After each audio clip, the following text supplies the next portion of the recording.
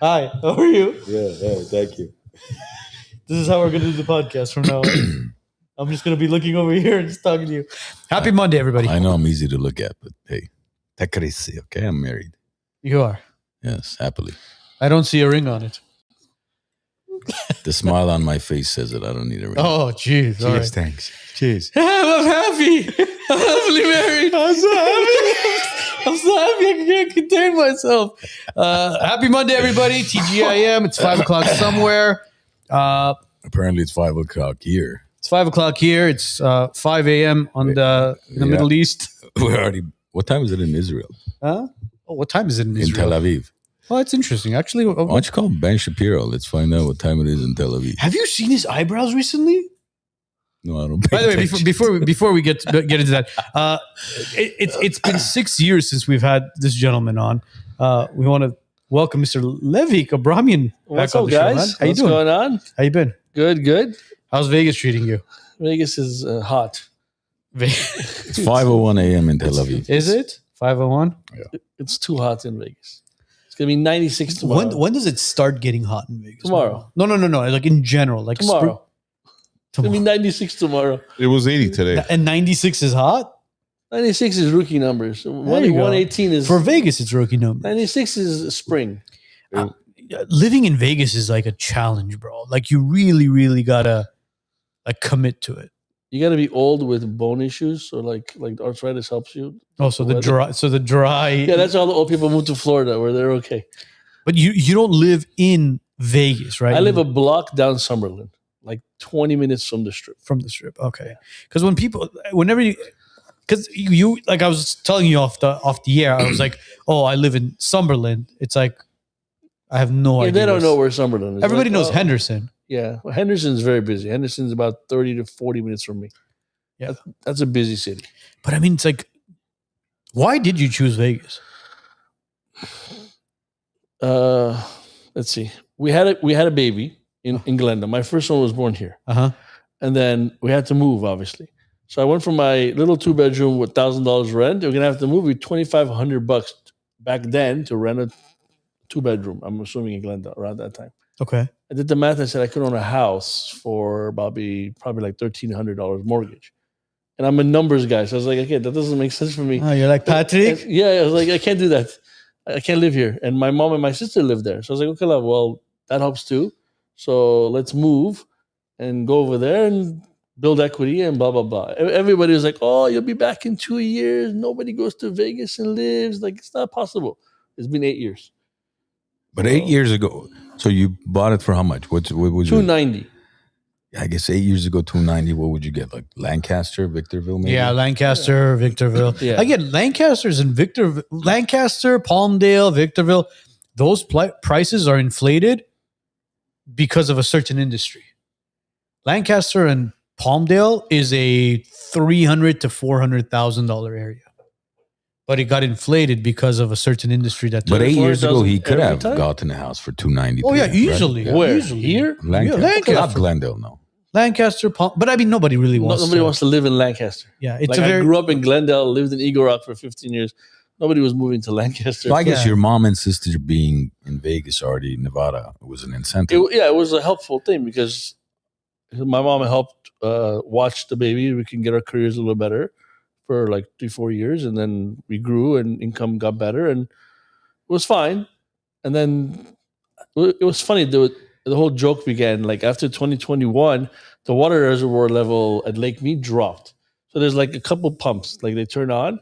So after a while, they had to turn on the second pump to the last. And I say, wait a minute, what happens if it goes down even more? Is my house going to be a paperweight? If there's no water in Vegas, like nothing is pointless, you know. So we started. It was a joke. I was like, I told my wife, I go, we got to move. It was all about that joke thing. We got to move. Let's move to Utah. Let's move to somewhere better with water. And then we thought about it. We're like, okay, let's. And then one of our mutual friends, Alex, lives in Idaho and lives in Boise. I talked to him. He goes, why don't you move to Boise? I looked into it. I'm like, oh, Meridian. That's an Armenian last name. That's pretty cool. Let's do that. Where do you live? I live in Meridian. Meridian. So we started looking or whatever, and then I mean the whole water thing was a joke. It was bad, and then we're like, okay, let's move because the school district in Vegas is horrible. Like when we got there, it was 50th in the nation in education. And you're in Clark County, right? Yeah. What is it? The second biggest school district in the United States, or third? I don't know. I think LA is 1, New York is 2, and then Clark County is 3, or vice versa. Whatever. I was like, and then now after 8 years, they're like 46th in the nation. So they've gotten a little better, but not really. They still suck. There's like only 2 or 3 schools in all of Vegas where it's good. Everything else is like, everything in the middle sucks. Like I'm a teacher there. People ask me like, should I go to this school? I go, no. Like where? I'm like, if you go to a charter school, go there. You can go there. That's a little better. Not the best, but it's better than a regular public school.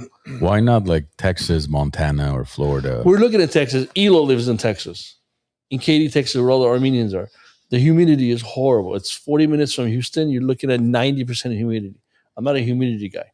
Yes. Like I can't do like Florida's like that too. You come out of the house, you need a shower. I was like, I'm not doing this.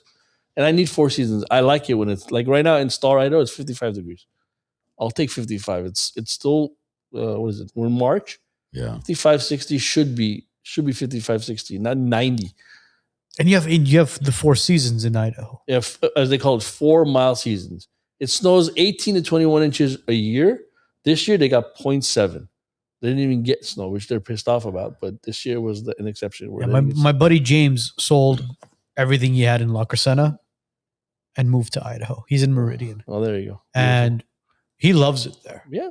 When was it? It was in like November. I mean, we talk to him every other. Anytime my brother-in-law's at my house, we'll chit chat with him. But my brother-in-law talks to him much more than I do. But last time we spoke, chilling in the backyard, snow was dropping, had the fire pit going with his hookah.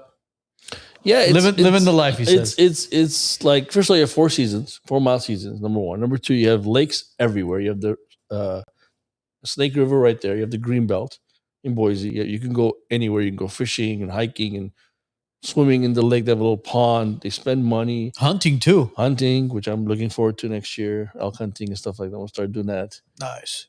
And you could do all the outdoors. It's like your kids are gonna get thrown out there like how we grew up. Like, get the hell out of the house, go play, and I'll see you in 2 hours. Yeah, when they get older, not like 9 years old. Yeah. Because Vegas is just a different lifestyle, man. Even though you're not in Las Vegas itself, as far as the strip and stuff, that town sucks the life out of you, bro. There's 2 million people living in Vegas. It sucks the life out of you. The longest I've ever stayed in Las Vegas, and it was for a work seminar, was a week. By day 4, and mind you, I didn't gamble or anything like that. It was for work. Just by day 3 or day 4, dude, the life was sucked out of me. Just the energy there. You're done. You're tired. You're like, man. It's just too. You think the hustle and bustle in LA is a lot? Go to fucking Vegas. But you're talking about Vegas. You're not talking about the town he lives in. No. If you live in the outskirts, it's fine. But it's a matter of what you like. Me personally, I hate summer. I mean, they say, get a pool. I mean, how many times are you going to go into the pool every day? Well, not only that, you can't go into the pool on certain days of the summertime. You could. I had an above ground pool for about 3 years, but no shade structure, no nothing. So you have to wait till 6 p.m. to go in. Well, that's what I'm saying. You exactly said exactly. But the nicer homes have big palm trees where there's shade and stuff like that. You could do that. Yeah, but it gets fucking hot there. It does. Yeah, it does. It's still 90. The water's still 90, whatever. Take your tea bag with you. Just go. We take beer and just enjoy. Do what do they call shotguns in the pool. So you're moving to Star Idaho. Star Idaho, population 18,000. That's it. And it was 12,000 4 years ago. So it's like it's grown. 50% more. Yeah, it's a lot. That's a big number. It was the second high. I was telling Arno, it's the second highest moved in city in the nation in the last 3 years. It just slowed down. Our house. The area that we bought a house 4 or 5 years ago was like 225. We paid $500,000 like that because everybody wanted it. And it's safe. Like there's nothing going on over there. It was the safest city in all of Idaho. It was the second safest city in the nation. There's one in Connecticut. I forget which one. One of the cities that beat it. Is it open carry there or no? It's constitutional carry. You do whatever you want. It's my right to just carry and do whatever the hell. But you don't have to. You don't need anything. Expose it. You could if you want, or you could put it in You your could pocket. conceal it. Define constitutional carry, Okay, please. in Vegas, you have to pay $110 every 5 years to get a permit. I heard you could do that now in LA. My cousin just got one. It's a concealed carry permit. concealed carry, yeah. But mind you, concealed you carry can't use it anywhere. No, what he's talking about is different. No. You don't pay $110 every 5 years here. over here. No, that's not how it works. In Vegas, every 5 years you get a permit. It's $110, and you take the classes. Everything about $20, $50 total. So what is it every here? 5 years. Every 2 years. Is it So 2 or it's- so 1? it's I was worse. told every 1 year, Yeah. $400. Here? No, it's Yeah. every 2 years. It's every 2 Okay, years. so yeah, but it's a concealed carry, but you Concealed can't carry. take it everywhere. Well, you can't take it anywhere in Vegas either. You can't go to Casinos. You can go to casinos, but technically you don't need to go to casino. You don't need to take it to casinos. By the time you do something, security's on that. That's one place I'm not worried. If you go into a casino, I don't need to carry. But everywhere else, One thing I read is you don't you can do open carry in Vegas without everywhere. anything. Yeah, exactly. But open carry, it's a controversial. Remember, we did it 6 years ago. Open carry is Yeah, controversial. Is it? definitely. Are you a target or are you Too much are you attention. like a deterrent? It's unnecessary. Yeah, I don't open carry. No, I don't even conceal carry anymore. And I have the permit. I really don't. First of all, in the summer it's hot. I'm gonna have to wear basketball shorts. I'm not putting that in my basketball shorts. I'm walking in Walmart, it falls down. Hey, Mario, you have a whole problem. Forget about it. Like, where am I no, going? like for example, like when you're talking about a casino, right? Why would you you open? don't need to do it. Why would you open Well, you can't carry open to carry a in a casino. casino? You can't. They'll kick you out. Yeah, Walmart, they'll kick you out. Walmart, they'll kick Oh, you yeah, out. yeah, they'll kick you out. If Walmart knows you're concealed carrying, they'll kick you out. Walmart, you go to Walmart, and I had this argument with the manager. If you go to Walmart in Vegas, there's the area, the sporting area. All these rifles are for sale. It was so funny. I went in there and I said, "Excuse me, can I see the rifle?" "Oh, we don't sell that." I said, "Why the hell do you have them in display?" "Oh, it's there." I go, "You have a price there, a SKU tag. You have all these rifles there, and you don't sell them." It's an inventory, but we don't sell We it. don't sell. They have no bullets, so there's no ammo. Just the They just have the rifles with the prices on display. them. It's like 10 on it. look, man. When it comes to like carrying a firearm and stuff, there are certain places you should, and there's certain places you shouldn't carry. I mean, there's those macho men that decide to, oh, you know what, I'm going to carry it wherever I go. It's a 6-year-old's birthday, and they've got it tucked into their shirt or wherever the hell they're going. But it's like, dude, you carry to a place where you may or may not feel safe. Well, okay, let's say you go to a 6-year-old's birthday and the parking is in one of those, 3-4 story parking lots where there's thousands of cars. So Why how not? do you figure, well, I'm only going to a 6-year-old's birthday. It's a safe environment. Yeah, but the parking may not be safe. Your walk to the birthday, the event You don't know. place may not be safe. So you can't be, you never know when you're going to need it. It's not like you're like, yeah, we're going to a strip club in Compton, so I'm going to carry it with me. Carry it in your car. If you get to the birthday party and it's 3 floors down the basement, yeah, that's a different story. But if you're going to a birthday party and the parking is 2 steps away from the actual birthday itself, no need to carry it. Why not? Why not? If it's small enough, you can. I mean, first of all, you go to a party, you're probably not wearing basketball shorts. You're wearing either legit shorts or pants.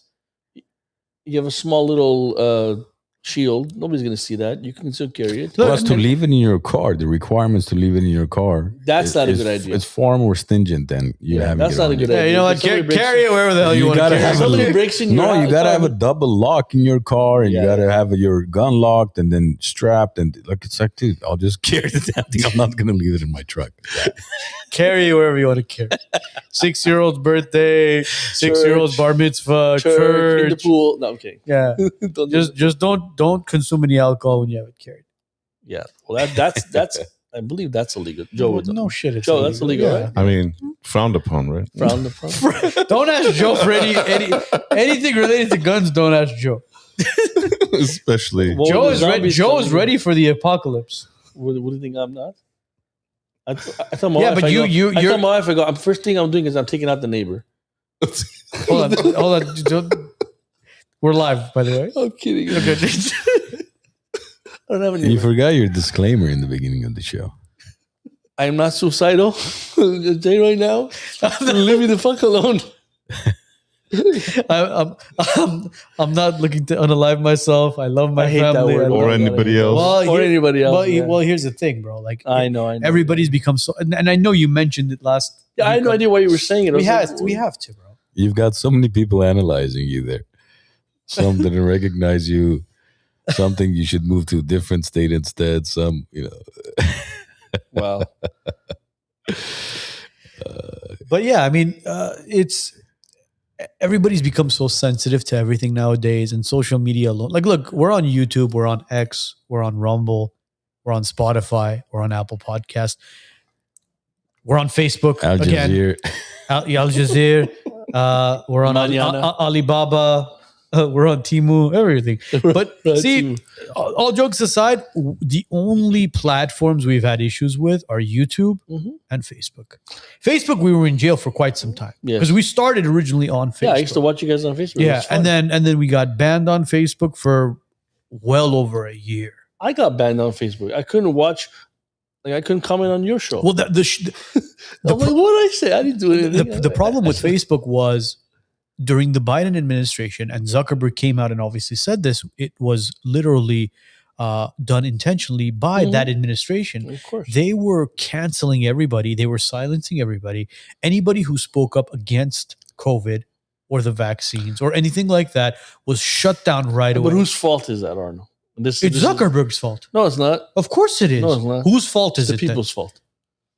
How? people's Hold on. Please The define. people's Hold on. Please Whatever define. happens in the country, people are so fast. Oh, it's the politician. Okay, you're the idiot. that No. voted. It's not that. That's not what we said. Okay, though. We okay. just said it's Zuckerberg's Zuckerberg fault. did it, yeah? Zuckerberg was the one who. Okay, how many of us have Facebook? A lot of us have Okay, Facebook. get the hell off Facebook. Boycott. We went, listen, in 1770, whatever it was, 1776? 76, it was before that. It was like 1770. For a man who's wearing a Patriot shirt, should know when it was after him. It was before. We went to for a revolution war over a 3% T tax. Correct. Yet we're taxed 40 effing percent here, and everybody sits on their ass and does nothing. Have you heard the story of the boiling frog? Yeah, okay. That's basically what it is. Well, we've been boiling for a while. Then. We've been boiling for quite some time. Like we're almost well done, and like We're beyond well done at this point. I mean, We're we're ready. dead. We're what do they call it when you boil the meat and then you sear it? Sous vide. We've The reverse sous vide frog legs at this point. yeah, but it's our fault. I mean, think about it. What is the biggest problem in the United States? Our politicians, right? They have a 22% favorite rating in Congress. Okay, what can we do to change it when we don't? Convention of states. Okay, term limits. How come nobody does it? I'm not smart enough to do that.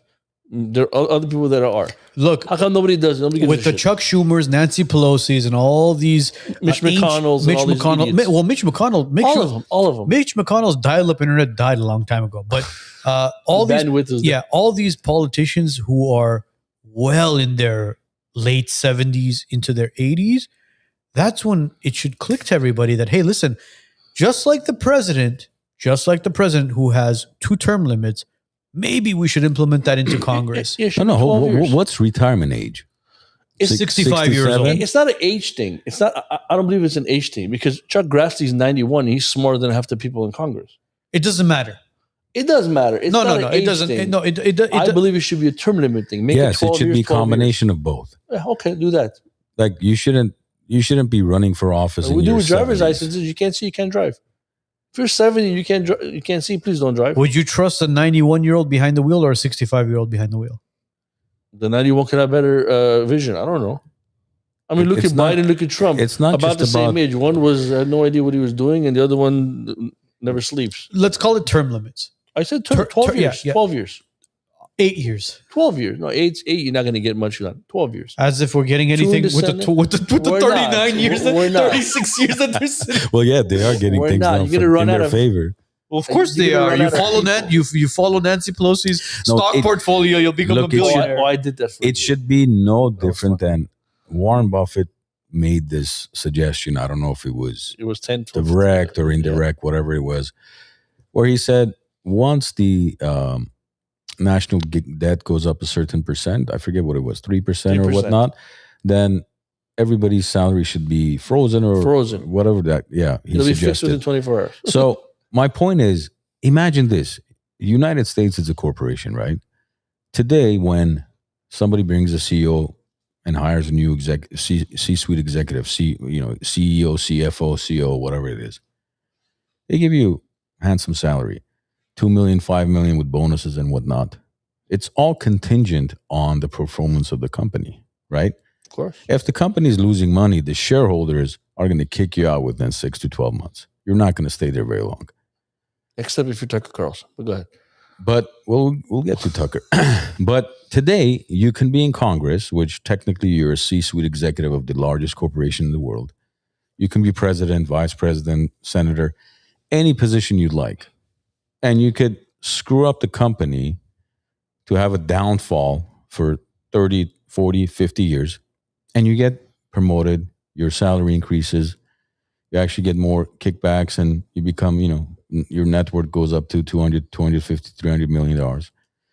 So you're incentivized to screw over this corporation. That's not how corporate America works, though. I mean, today, if you look at the S&P 500, any company, NASDAQ, anything, New York Stock Exchange, these guys can't run the company to the ground. They'll be terminated in no time. The funny thing is, sometimes there's a little glitch in the quote-unquote matrix. Like 2 weeks ago when Dan Crenshaw lost his seat in Texas. Like he lost his seat. It was like, oh my God, he lost his seat. Well, yeah, that guy is worth millions of dollars. All of a sudden, $174,000. He does his inside trading, whatever. The people of Texas, that's a people thing. They're like, you out. We don't have a lot of that in the nation. You're not getting that in California. You're not getting that in New York because they're all idiots. Okay? In California, look, in California and in Texas and a lot of these larger metropolitan kind of states where they have these big cities, they're all connected to one another. Like you've seen the Browns connected to the Pelosi's, connected to the Newsoms. Cousins and nephews and whatever. Yeah, man. Okay, like right now, for example, in California, Steve Hilton and the other guy, the sheriff, I don't know his name. Mayor Barack. Okay. Steve Hilton is in the lead. Those two, right? So or Sheriff Barack. Did they say Mayor Barack? Barack or Bianco? Bianco. So, Sheriff Bianco. California is doing the experimental top 3, no Republican and Democrat, right? So the top 2 right now are Bianco and Hilton. Why is it all of a sudden Eric Swalwell is leading all this propaganda or whatever? He wasn't in the lead. Why are they all blasting them? Well, Sheriff Bianco is leading it from my Hilton was. So either way, both doesn't matter. Both are Republicans and both were in the lead. So you're going to get a Republican. Was Hilton Republican or he was a Democrat? Oh, he's a Republican. Are you sure? Yeah, he was working for Fox News. Yeah, he's a Republican. But I think he's running as a Democrat. No, he's running as a Republican. Steve Hilton, right? Yeah. Wait a minute. So because they said either way, we're going to have a Republican governor because both are winning. They're 1-2 or 1 and 1-8. How is Katie Porter doing, by the way? So all of a sudden, Eric Swalwell was, he's leading. I'm like, wait a minute, when did this happen? All of a sudden, that's a propaganda. You think Eric Swalwell was winning? He wasn't winning. He wasn't even close. Now he's winning? How? Well, then the people have to come in and be like, wait a minute, what's going on? Is it rigged? Are we getting duped? He's running as a nonpartisan. He's a Republican. You really trust your shoe there? I don't know. Oh, yeah. That's pretty impressive.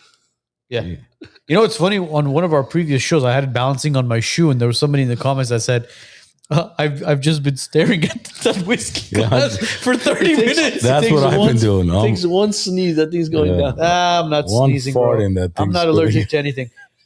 So, obviously, Sheriff Bianca is the one that is in the lead right now. Okay. Katie Porter was the one that I personally thought was going to take it. Well, Eric Swalwell was in the lead from last week. Eric Swalwell. And what is he running as? Eric Swalwell's a Democrat. You know Eric Swalwell. You know Swalwell? Eric Swallows well. You know that. Eric Swalwell. Eric Swallows well. Chinese spy girlfriend. He's in Congress. So he's leading now, supposedly. Cummings. All of a sudden, we have Eric Swalwell in the lead. Wait, what happened? All of a sudden, what was Bianco? What's his name? Bianco. Bianco was leading, and all of a sudden Eric Swalwell. So all the little propaganda thing. It's like when that guy was running last year, a couple years ago, in the radio host guy. Forget his name. Cool guy. He lost by 60-40. It's like the black 60-40. Guy. What's his name? He's on 1070 AM. Yeah, he's cool. Larry Elder. Larry Elder. Yeah, he lost. I guarantee you there were shenanigans going on. There was no way. What's his name? The governor now. Newsom? Newsom. Bro, Newsom is a pretty boy. He's very well spoken. And I promise you this. As much as he's fucked up the entire state, which he's destroyed it. He could sit here where you're sitting right now. Oh, I know. And have a hour conversation with us and be the most charming, amazing speaker to the point where I'll be like, oh my God, I think I'm going to be voting Democrat this year. And not be able to answer a single question. They are phenomenal at tiptoeing around questions. You'll ask them. Not only that, Aldo, I think halfway through the interview, you'll take off your wedding ring, put it in your pocket and be like, I'm no longer married. I'm single, Gavin. Gavin, this come. Oh yeah, Because talk dirty to me, Gavin. He did sleep with his best friend's wife. Yeah, well, he had Kimberly Guilfoyle as his first wife. He had who? Kimberly Guilfoyle. Oh yeah. Trump You're right. Jr.'s ex. Trump Jr.'s ex, which is ex-fiance. Well, yeah, she's another ex to him God, now. bro. That chick. Remember we met her at Mar-a-Lago. She was a sweetheart. She's cool. Was she? Yeah, she's well, cool. I mean, with the 10-15 minutes of interaction that I had with her, she was cute. I didn't know you were flirting with her. When she walked in, she was looking for the bar first thing. Really? Yes. And then she noticed Arno, and that's it. It was all over. Yeah, she said, like, who are you? She's former DA. Please. What are you? I can't control myself. He's going to be here in an hour. We have time. She's former DA. She's a former district attorney. Is she? Yeah, she's tough. Who? She is? Yeah, she was. Back in the day. She's an attorney. She's very strong. But anyway, I mean, going back to Newsom again. Look, for him, his next step is presidency. He's not winning nationally. You don't think so? 100%. I truly believe. You know why he won't? Look, I don't want to say before you say anything. I don't want a President Gavin Newsom, but he's beating Vance. He's beating. No, he's not. He is. You go on Kalshi by 1%. No, on Kalshi he's not winning. Is it? Kalshi, or we're going to go based off of Kalshi? And right now they're pretty much tied. Rubio actually, I think, surpassed. Oh, he's beating Rubio. He's beating Vance. No, he's not. He's beating. He was. I don't think he is. DeSantis. All of them. DeSantis is not even in there. I just want someone that doesn't take APAC money. Say it again. I just don't want anybody that takes APAC money. Bottom line, Republican. Or well, good luck with that, Joe. So you're 99. I don't want anybody taking APAC. So you have Rand Paul. It's not that popular. Rand Paul, Marjorie Taylor Greene, Massey, Kristi Home, and who? Kristi Home shoots dogs. Who else doesn't take it? That's it. Everybody else. Okay. Like I'm a big. Gavin is 19. JD is 19. Rubio is 18. They're right up there. Oh, I understand that, but look how close they are. That tells you enough that it's. But you have to look at where Rubio was at pre-war. Well, Rubio is because Trump gave him the nod, as in like. Well, Trump was also losing.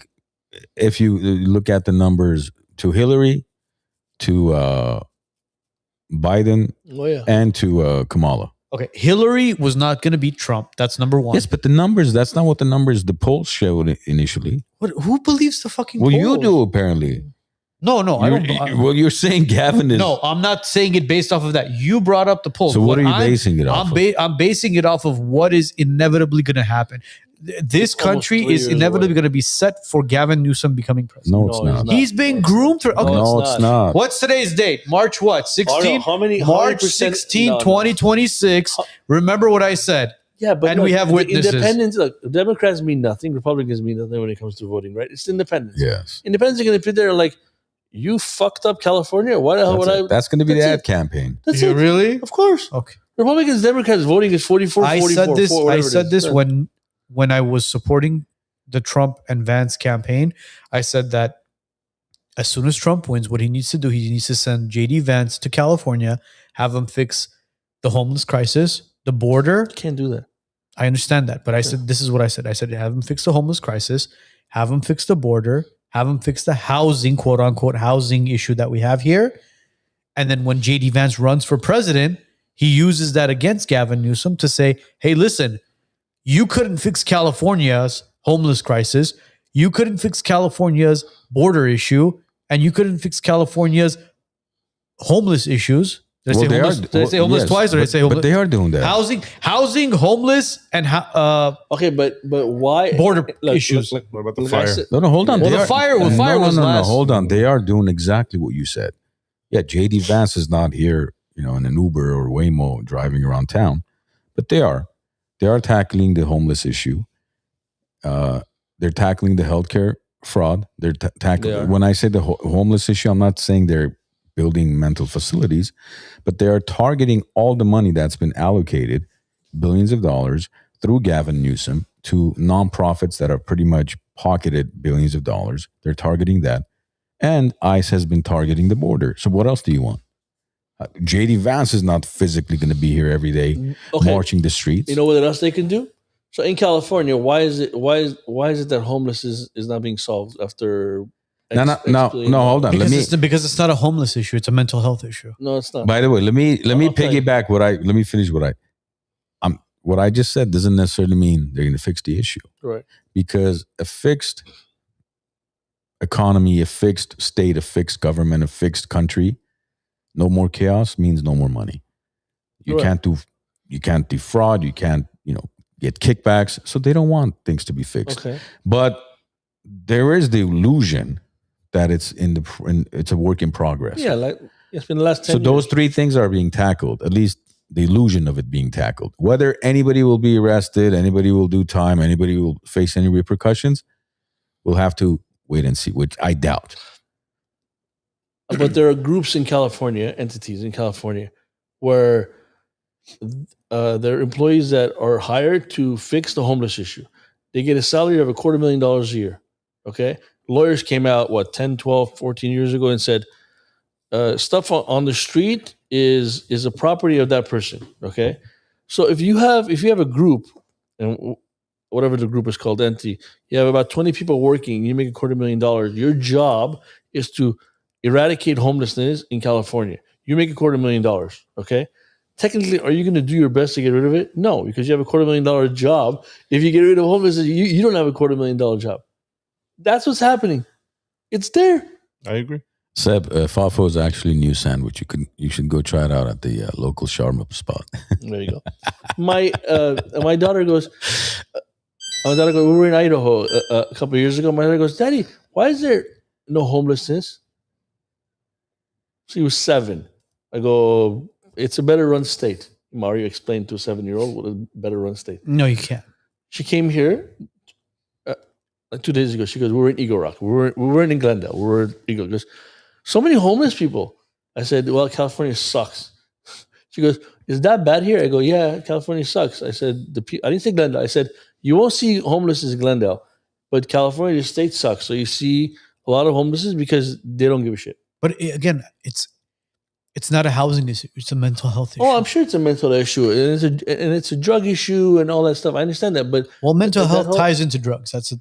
Well, that you could thank Reagan for closing all the mental health institutions back in the 80s. Well, yeah, that's one thing. I, as much as I loved Reagan, that's one of the things he really, really screwed up. He had a bunch of mistakes. I just finished the book, "Killing Reagan" by Bill Reagan. Yeah. Well, Bill O'Reilly had these bunch of books, like 14 books by Bill O'Reilly. Yeah, I'll pass on that one. That's a good. Bill O'Reilly. These historian books. I don't agree with everything about Bill O'Reilly, but I don't agree with a lot of stuff. Those historian books that he wrote, they're awesome. So you like this, killing Kennedy, killing Lincoln, killing by Reagan, Bill O'Reilly. Yeah, I'm okay. They're all factual. There's no. My point is, you learn what they did at the Iran Contra and all that stuff, whatever. And there hasn't been one single president that has not messed up.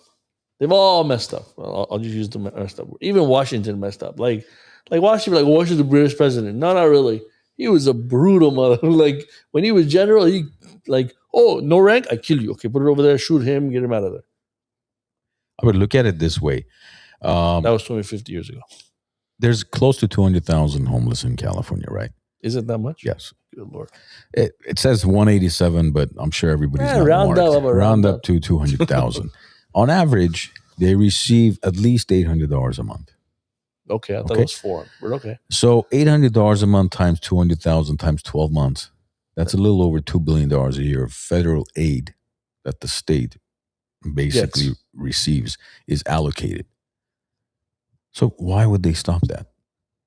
Now, on top of that, maybe they're getting more than that, but they're only giving away 800. Federal aid, meaning Yes. from federal government, meaning Yes, my because taxes and your the state, the more problems the state has, taxes. the more money gets. the more money they get from federal aid, right? So they turn these invoices in, whatever. We have X amount of homeless that need this, that need that. We need $2 billion here. We need $10 billion for this. We need $5 billion for this. Yet after the Palisades fire, there's only been 6 homes that's been built. Yes. Like nobody gives a shit. Well, yeah, because there's a different motive behind all of that. Well, there's money. Yeah, I heard somebody was telling me. I think it was you guys. Somebody told me they're trying to build affordable housing in those areas in La Cañada. In the beach area. Those lots. In Palisades, Yeah. it's being done. Yeah. Okay, so there you go. Palisades is one of them. La Cañada is another one. La There's Cañada. Hawaii, another one too. That Yeah, years La, ago. La La Cañada? Cañada. Yeah, it passed, bro. It passed. Yeah, it did. Where in Wow. La Cañada? I mean, where doesn't matter? Does it really matter Like where? in the suburb areas, like Yeah, oh my on God. foothill. Well, La Cañada is all suburb. La like Cañada, apartment buildings. There's no apartment. not building. apartment buildings, affordable housing. Okay, define affordable housing. Like a tract home, 2-bedroom, 2-bath. No. It's gonna be a multi-unit high rise. So apartments. Yeah, like an apartment building, but a certain portion of it has to be for affordable housing, and a portion of it will be Like for the one on Pacific, and which one on Pacific? Well, You mean the one on Pacific, on we were- Central, on we Brand? were driving around today, showing our old houses to our kids. And we grew up Is the house still there? right across Selling Market. Okay, I was thinking I maybe don't- they demoed it and Yeah. built it So- affordable It Yeah. used to housing. be Office Depot. Yeah, Office Depot, Yes. and then it was a grocery store. Is that Right. affordable housing now? Yes, part of it. Part of it. Portion. I don't know. I'm just Every building that's built like that, in order to get permits, in order to get subsidized, whether it's tax credits or whatever credits, you have to that's Section 8 allocate. and all that stuff. You have to allocate 15-20% to like low income. Like Section 8 and stuff. Not like that. necessarily No. Section 8. It's just It's like, let's say one bedroom is 3,000 in that complex. 20% has to go for, say, 1,400. Wow. Yeah. So you have to show your low income. But they're Blah, still blah, blah. making money. Well, they are because of the Builders are still subsidies. making money. They are because of the subsidies. And otherwise, why would they develop well, it? your taxes and your taxes. Of course. well, not only that, God knows how much that land was sold for, how much the city helped them as far as possible construction, kickbacks. Of course. There's a lot of under the table you don't know. Yeah, Which is fine. Look, at the end of the day, if we want to fix the housing issue, right? We have, what do we have? We have 12, I think, when I looked it up, we have 25 million vacant homes in the United States. 25 million vacant Yes. homes? Okay. And there's only, what was it, like under 2 million homeless around the country? So if it was truly a housing issue, 10% of the vacant homes could pretty much utilize all the homeless people out there, technically speaking, right? But one of the reasons why housing, we have an issue that we do with, on the affordability issues and everything, is because we're not building new homes. And if we're building new homes, everybody's building a 5,000 square feet house. And Well, I haven't seen a house in Glendale like all I've seen is the old houses that like I saw for 20 Well, and 30 years. yeah, but because there's no new land in Glendale. Yeah, there's not. Very, very few in the mountains, maybe. Where now you got to shave off a portion of the mountain to flatten it out. But my point is, you go to Porter Ranch, ton of development. They're all 3 million plus homes. and they're done developing. in Burr How Ranch, by many the way. people can afford $3 million homes? So now, if you want to make it affordable, all that bullshit subsidies, federal aid you're providing to the state that's being, pissed on, a few $1 billion goes to developers. California can build 500,000 homes in no time, in a couple of years. Remove the red tape, all the bullshit regulations. Let them build 500,000 homes. Let me see what happens to the home prices. Okay, so why does it take? Because I have a couple of friends here that have gone through this for the last 5 years. Why does it take so long to get permits to build what do you call it? ADU. ADU? Like 5 years just to get it's wrong. Let's do this. Oh, Look, no. certain cities, Silmar.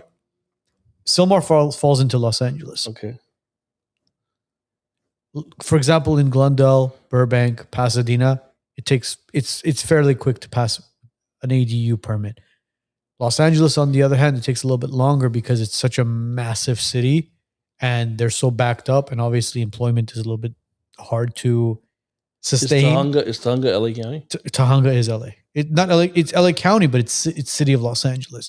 So Sunland, Tahunga, Sylmar, all those they fall La into. Crescenta is Glendale. La Crescenta is Glendale, but parts of La Crescenta are Glendale. Parts of La Crescenta fall into county. I think sometimes it feels like who you know, because I know It is who you know. Like I know someone. I'm not gonna say who. They did a whole like full on whatever you want to their land. They did it in less than a year because they knew someone in the city. Listen, it's like, oh, I got this permit. Like, a portion of it is who you know, because they're able to look when they talk about consultants, right? There's a reason why people hire consultants, because they help you. I don't want to say slash the red tape, but they help you guide through certain hurdles that you go through with the city.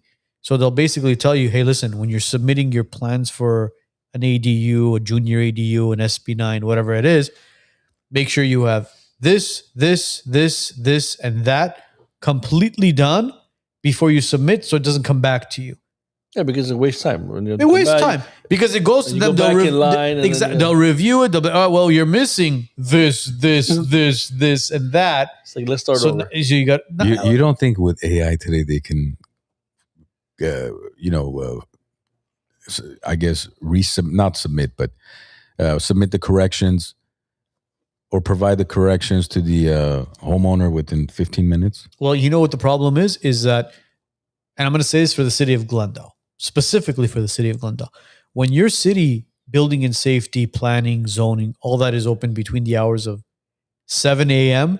to 12 p.m., that's a problem right there. Yeah, nobody works. Oh, but it's not a problem if you use technology. No. But it's a problem because number one, they're not using technology. That's the biggest problem. Number today. two is you're only open for a certain amount of time. It's like, all right, if I can't make it at between the hours of 7 and 12, I'm gonna have to wait. I have to wait for tomorrow. I have to take off work, lose whatever X amount that day if I'm hourly, or lose a vacation day, just to go to the city, sit there. The excuse is that, well, after 12 o'clock, they're out in the field. So, giving a hard time to homeowners. Busting their chops on the field. Telling them that you got to come back tomorrow between 7 and 12 to resubmit your plans. No, man. If they spend not even $500,000 on a program, which would take them literally 3 months to develop, all they do is upload the Glendale coding system, whatever book they have, upload it into the AI system. Then you upload the blueprints, identifies every correction. You get a notification online, boom, your architect, contractor, whoever gets it. Okay, we fix it. You submit it back, upload it. It rereads it. Okay, here's it, stamped. Go ahead, move forward. But it's bullshit. They put the paper file somewhere, and then they got to go look for it. Oh, sir, we haven't had time to look at it. So what have you been doing the past 8 months? We've been closed between the hours of 12. They're collecting a paycheck, doing nothing for 5 hours. See, that's the thing. They no longer have an excuse. Prior to technology, okay, fine. We don't have the manpower, all this. Okay, fine. Yeah. What about now? You don't have the manpower now? AI, speaking about AI is so like if it's used for the right thing. Like I've been remodeling my house 700 miles away with AI. Like I send the guy, I'm like, this is what I want. How'd you do this? I go, Gemini. I said, put some grass here, put the awning here, and put a little trees. And you know what's crazy? Gemini is much more powerful than some of these other AIs. Yeah, Gemini makes it more real. When you do it on ChatGPT, it's like, what happened to the grass? Why is it on top of the wall? Yeah, it's a little bit cartoony. It screws up a little bit. Gemini is awesome. Yeah, Gemini. It used to be the other way around. Gemini was slow. Gemini has gotten very advanced. Nano, whatever it's called. When they do the picture. Our comment section is on fire. Fuck yeah. I love it, guys. I love it. Keep up the algorithm, boys. Coming, bro. Keep the algorithms going, right? Especially when he starts talking to himself. But it's look. Meta is considering laying off 20,000 people. Okay, and we're talking about a $1.5 trillion company. Yeah, but they're saving $8 billion. I saw what. So if Meta can do that, and I promise you, Meta will be far more efficient with 20,000 less employees than with 20,000. Listen, I hate to see 20,000 people lose their jobs. Don't get me wrong. But that's the unfortunate reality these days, which means a city of Glendale who has a few hundred employees working for them They don't need to cut employees. Just implement technology so those employees can be far more efficient, and you don't have to hire third-party consultants who are also busy with 18 other cities that they're consulting for to give you the corrections based on your coding. AI can do that in no time, man. And it needs to be an online system. You don't need to go there from 7 to 12. There's no reason to physically go anywhere for anything anymore. I don't know why you still have to have that, 450 page, the size of this coffee table blueprints and taking it over physically to the city planning office. That's what we did in 1918. You don't need to do that in 2026. Yeah, but my concern about AI taking over a lot of the stuff is UBI being enforced. Universal basic. Okay, but what's wrong? Okay. It creates lazy people. Okay. If I'm not a socialist guy or whatever, but think about this. If the country is making shitload of money, okay, because AI is doing everything and your life is easier, okay, and if the government is making the money and the government gives you back, pick a number, $2,500 Levik, a month. how much of that money is going to be actually pocketed by politicians and 90%? That's the problem. So exactly, that's why I'm not in favor for UBI, bro. Well, that's the problem. That's where the people have to come in. Okay, the problem is, like I said before, the problem in the US is it's the people. Okay, they're just weak-minded. 44% that vote are idiots. Okay, they're idiots. They look at AI. Oh, it's Tucker did this. It's a fucking AI video, moron. You don't know. You can't see it's AI. Look, the problem with AI right now is it's moved so quickly and it's advanced so drastically that I really don't believe anything online anymore. On Twitter, on Instagram, on any of this stuff, I don't believe it. Anything I watch now, what's the first thing? You look, it says AI info. No. Forget about you looking and seeing it. When you watch a video online, what's the first thing you guys think? The source. Oh, first thing is you watch the video. If it's fake or not. Isn't that? Yeah, of course. We're in 2026, and you're watching a video. The first thing you think is this video real or is it fake? But you can tell. You can still tell.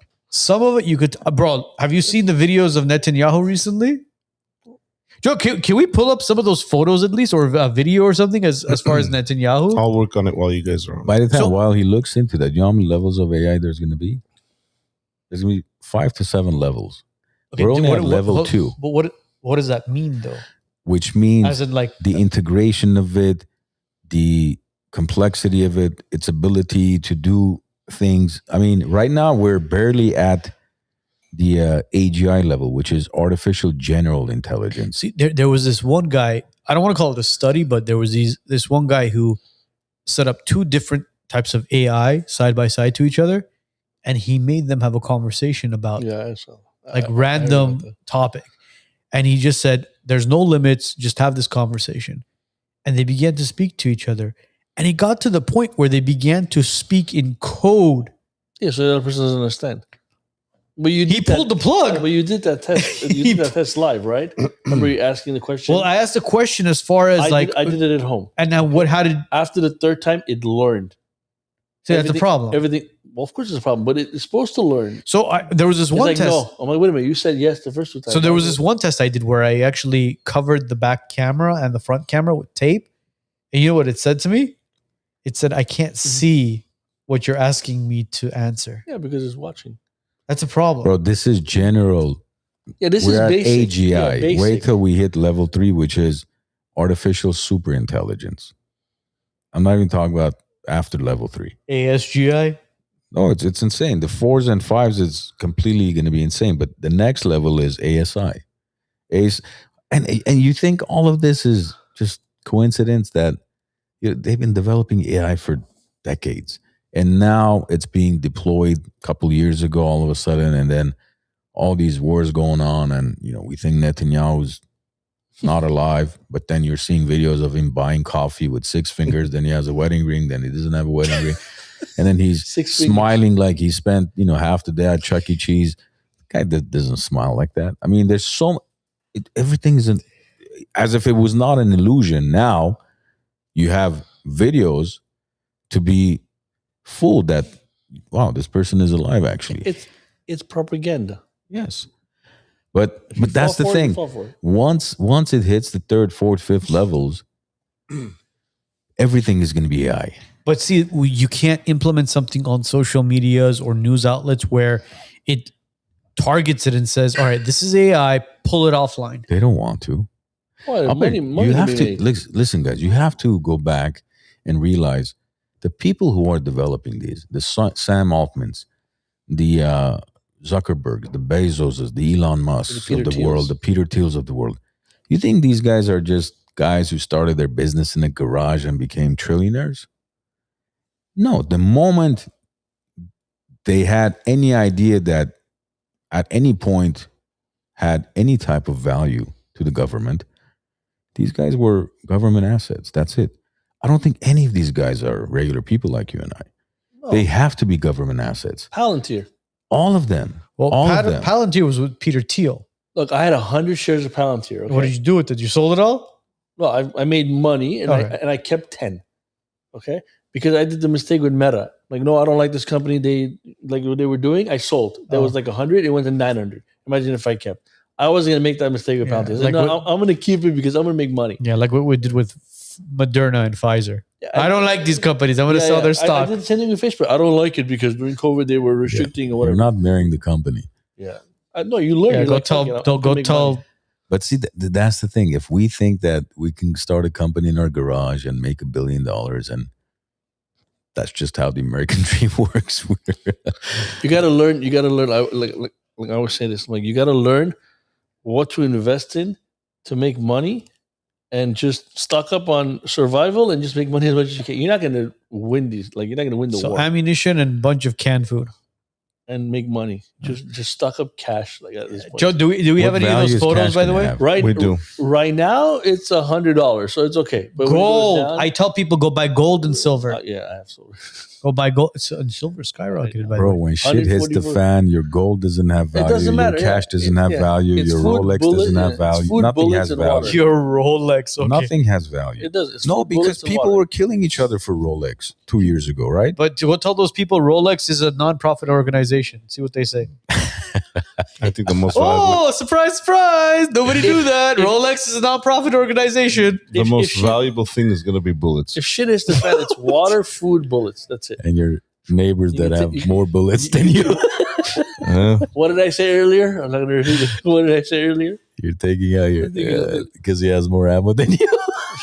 Maybe. I don't want to find out. So That, that's out of my way. do we have any photos or anything? Yeah, of let that? me. I found some. I'm just going to share the screen. and Yeah, go because with it. the first video that we saw of Netanyahu was him behind that blue curtain, right? And he Well- was speaking. We have this one, I guess, but Well, no, just speaking. where go to images. Let's go to image. Are you sharing the screen, by the way? Yes, I am. Okay, so that's the okay. Don't do the coffee shop. Type in Netanyahu speech or six fingers. Type that in. This was wild, bro. what does it matter if it's 6 figures? It's a Well, false video. because look, it kind of tells you like, all right, so what is truly going on here? This is the one. Yeah, So, but this is like, It's fake. is it really 6 fingers? well, go to open a new tab. I got to share that one. Give me 1 second. One, two, Just zoom into it, Joe. You can zoom. Give me 1 second. went to public school. Can we count? See, this it's crazy, bro. Like it's like you're looking at this, you're like, all right, so Count. I can't see that. So I don't. It's yeah. Hold on. On a Mac, it's a little different. pinch to zoom. Not on the, On not the- on the, on the on the pad. trackpad, on the Joe. trackpad. Yeah. On the There track- you go, buddy. No? You went to Not the screen. not that finger. The other 2 fingers. yes, Yeah, six pinch fingers. to he zoom. does. Pinch Uh, to zoom. It doesn't zoom? There There it you is. go. There you There go. you go. All right, man. Bravo. So One, How's two, that three. 6 fingers though? That's not a pinky. I don't see. not That's a- a- That's 5. But that pinky looks awkward, dude. regardless of whatever it is, He was it- moving. He was moving, and it got blurry. you think so? It's a frame Yeah. issue? Yeah. Yeah. I don't So you think he's alive? Do I think he's alive? Yes. I believe. Where has he been the past week? I don't know. Don't give a shit. Germany. Don't care. I didn't care. I didn't say whether you care or not. I I'm think he's asking alive. you- I think if he was dead, I think he was. If he was killed, it would be reported. No, it literally. I think it You would. really think they Yeah. would report I mean, that? look I at think it they- this way. This guy was on. This guy has been on TV for the past 4 years, every single day. How was he killed? Hold on, I don't know, but Well, he's been on. besides that, his son too. His son was tweeting 20 to 30 times a day.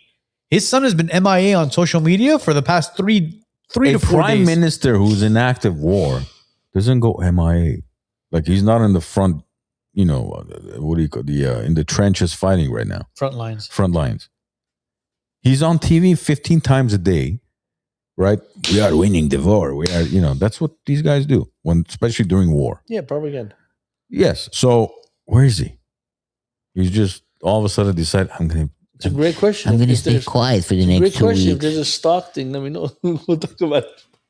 He's not hiding, is he? You think he's hiding?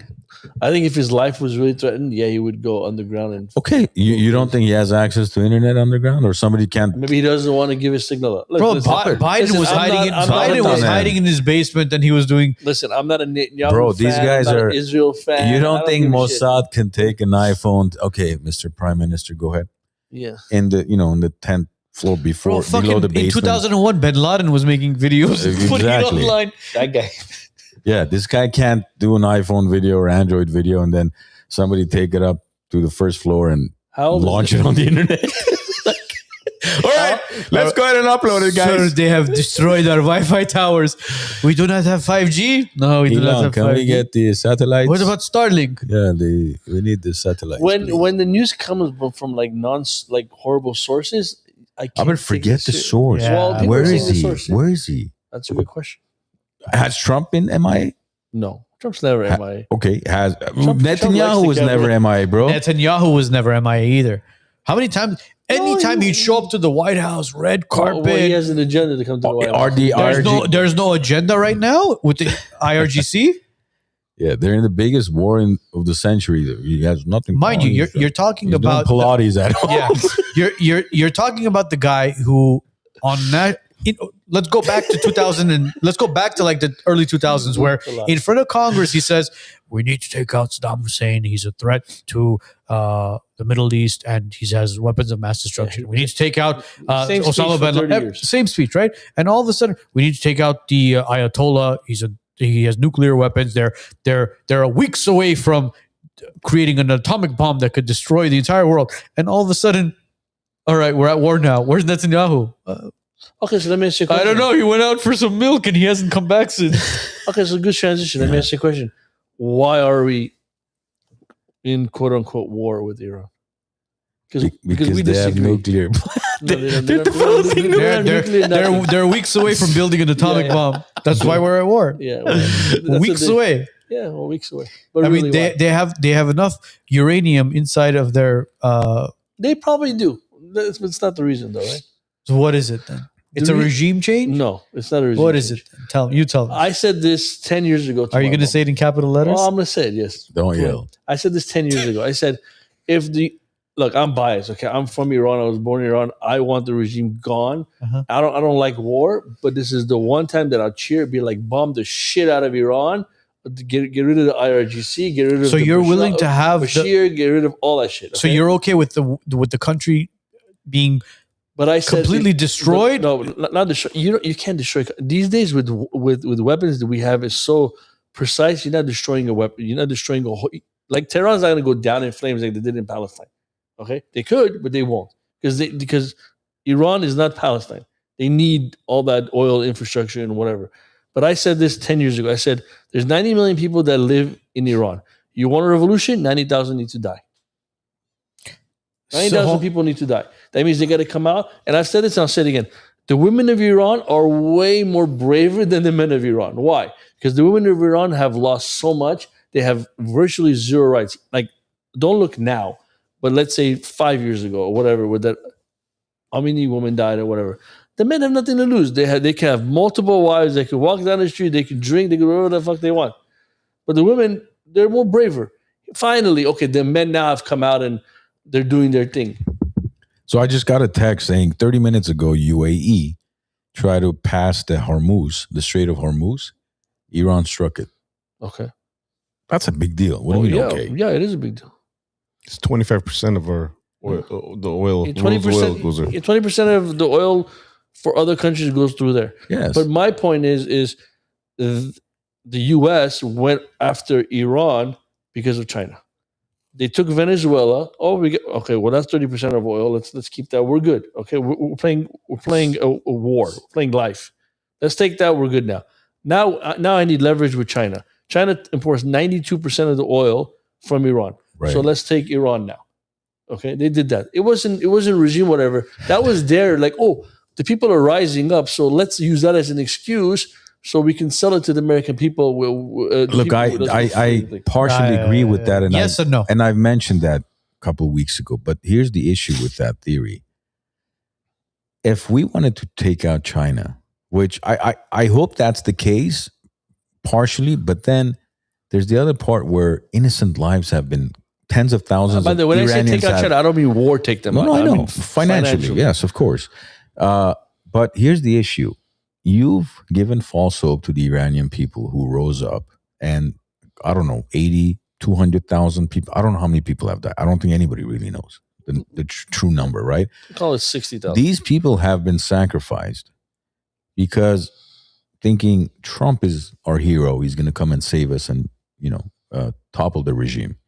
But assuming that's Trump's motive is to topple China's financial system, why are we allowing China why are we buying all of our infrastructure technology from China?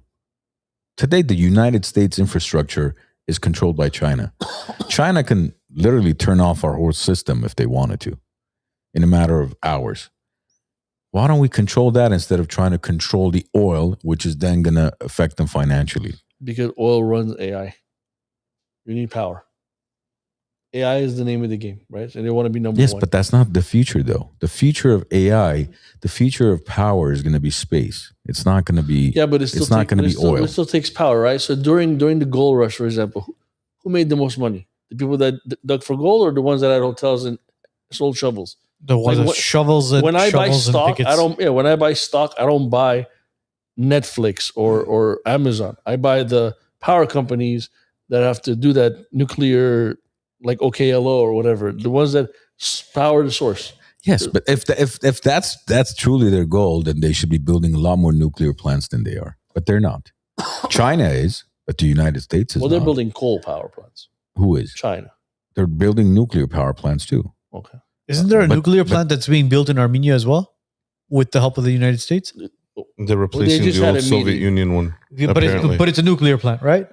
I believe in Armenia. So. I mean, the whole country of Armenia can probably be powered by one large plant. I think Armenia and a lot of surrounding countries around it will be powered by that nuclear plant. Like, why did we stop building these plants and then not only not building it, but destroying the existing ones?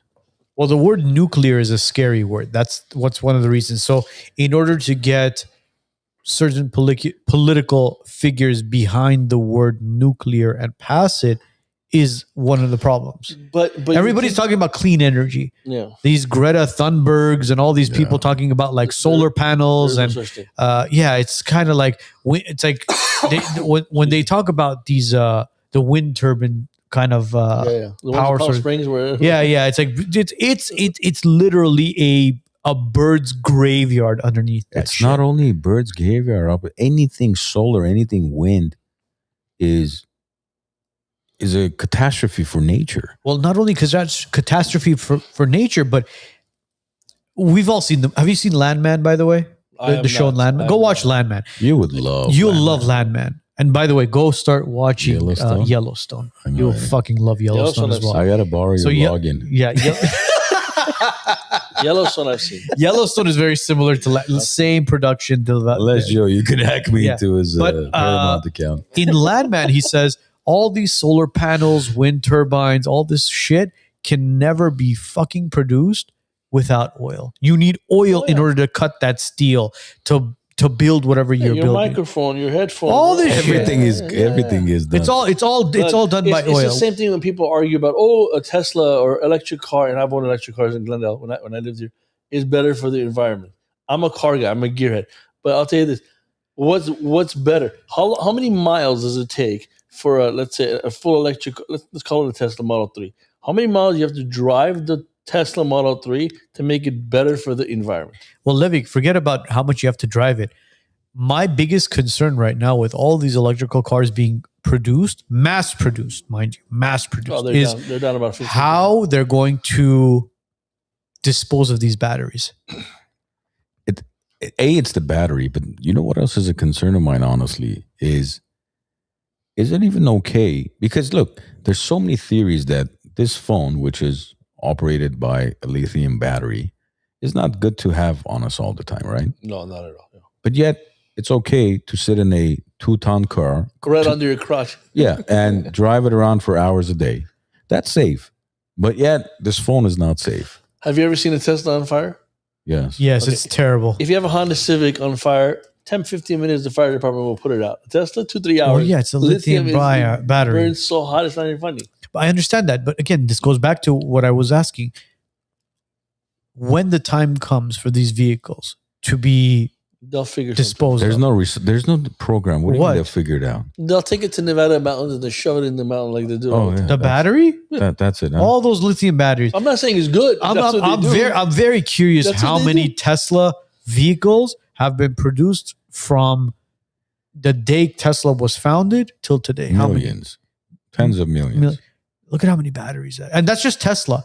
I'm not talking about BMW. I'm not talking about BYD. Mercedes, Hyundai, Honda, Bro, BYD, Toyota. China company. Forget those companies. or even those. Yeah. What are you going to be doing with all these batteries? At least an engine you can reuse and you can Of take. Look, course, Sam- you rebuild an engine. How many engines No, have you been rebuilt? recycle the steel. You make something else. Well, besides, yeah, exactly. You melt it down, you produce whatever it is, or you rebuild an engine. You Albert, scrap they it. have the technology today. Sam says you forget what happened in 1985 with nuclear plants. Sam, we're talking about 2026. Navy ships power off of nuclear power. There's never been an incident. Yeah. In 2026, they could build nuclear plants that are going to be a million times safer than the AirPods you wear and everything else, technology you carry around. They have the technology. If you watch, there's a documentary on YouTube. Oliver Stone did it about Killed the electric nuclear power. I forget the name of the documentary, but I'm sure if you YouTube Oliver Stone nuclear power, in that documentary, he talks about how they have small little nuclear power like devices this big, the size of like a fire extinguisher, that could run your car for 15, 20 years without needing anything. Yeah, the company OKLO does that. Oklo. Oklo. Yeah. So it's what they can do with nuclear power is insane, but the profit margins, it's just the initiation cost. I remember there was a gentleman here at the cigar lounge a few months ago I was having a cigar with. He sets up massive solar plants in third world countries, like massive. I mean, like thousands of, solar, what are the panels? Like, Farms. 10, 100, $200 million projects. And I asked him, I said, why won't you do nuclear power instead? He's like, well, the upfront cost is higher. Like, yeah, but the long-term cost is far less.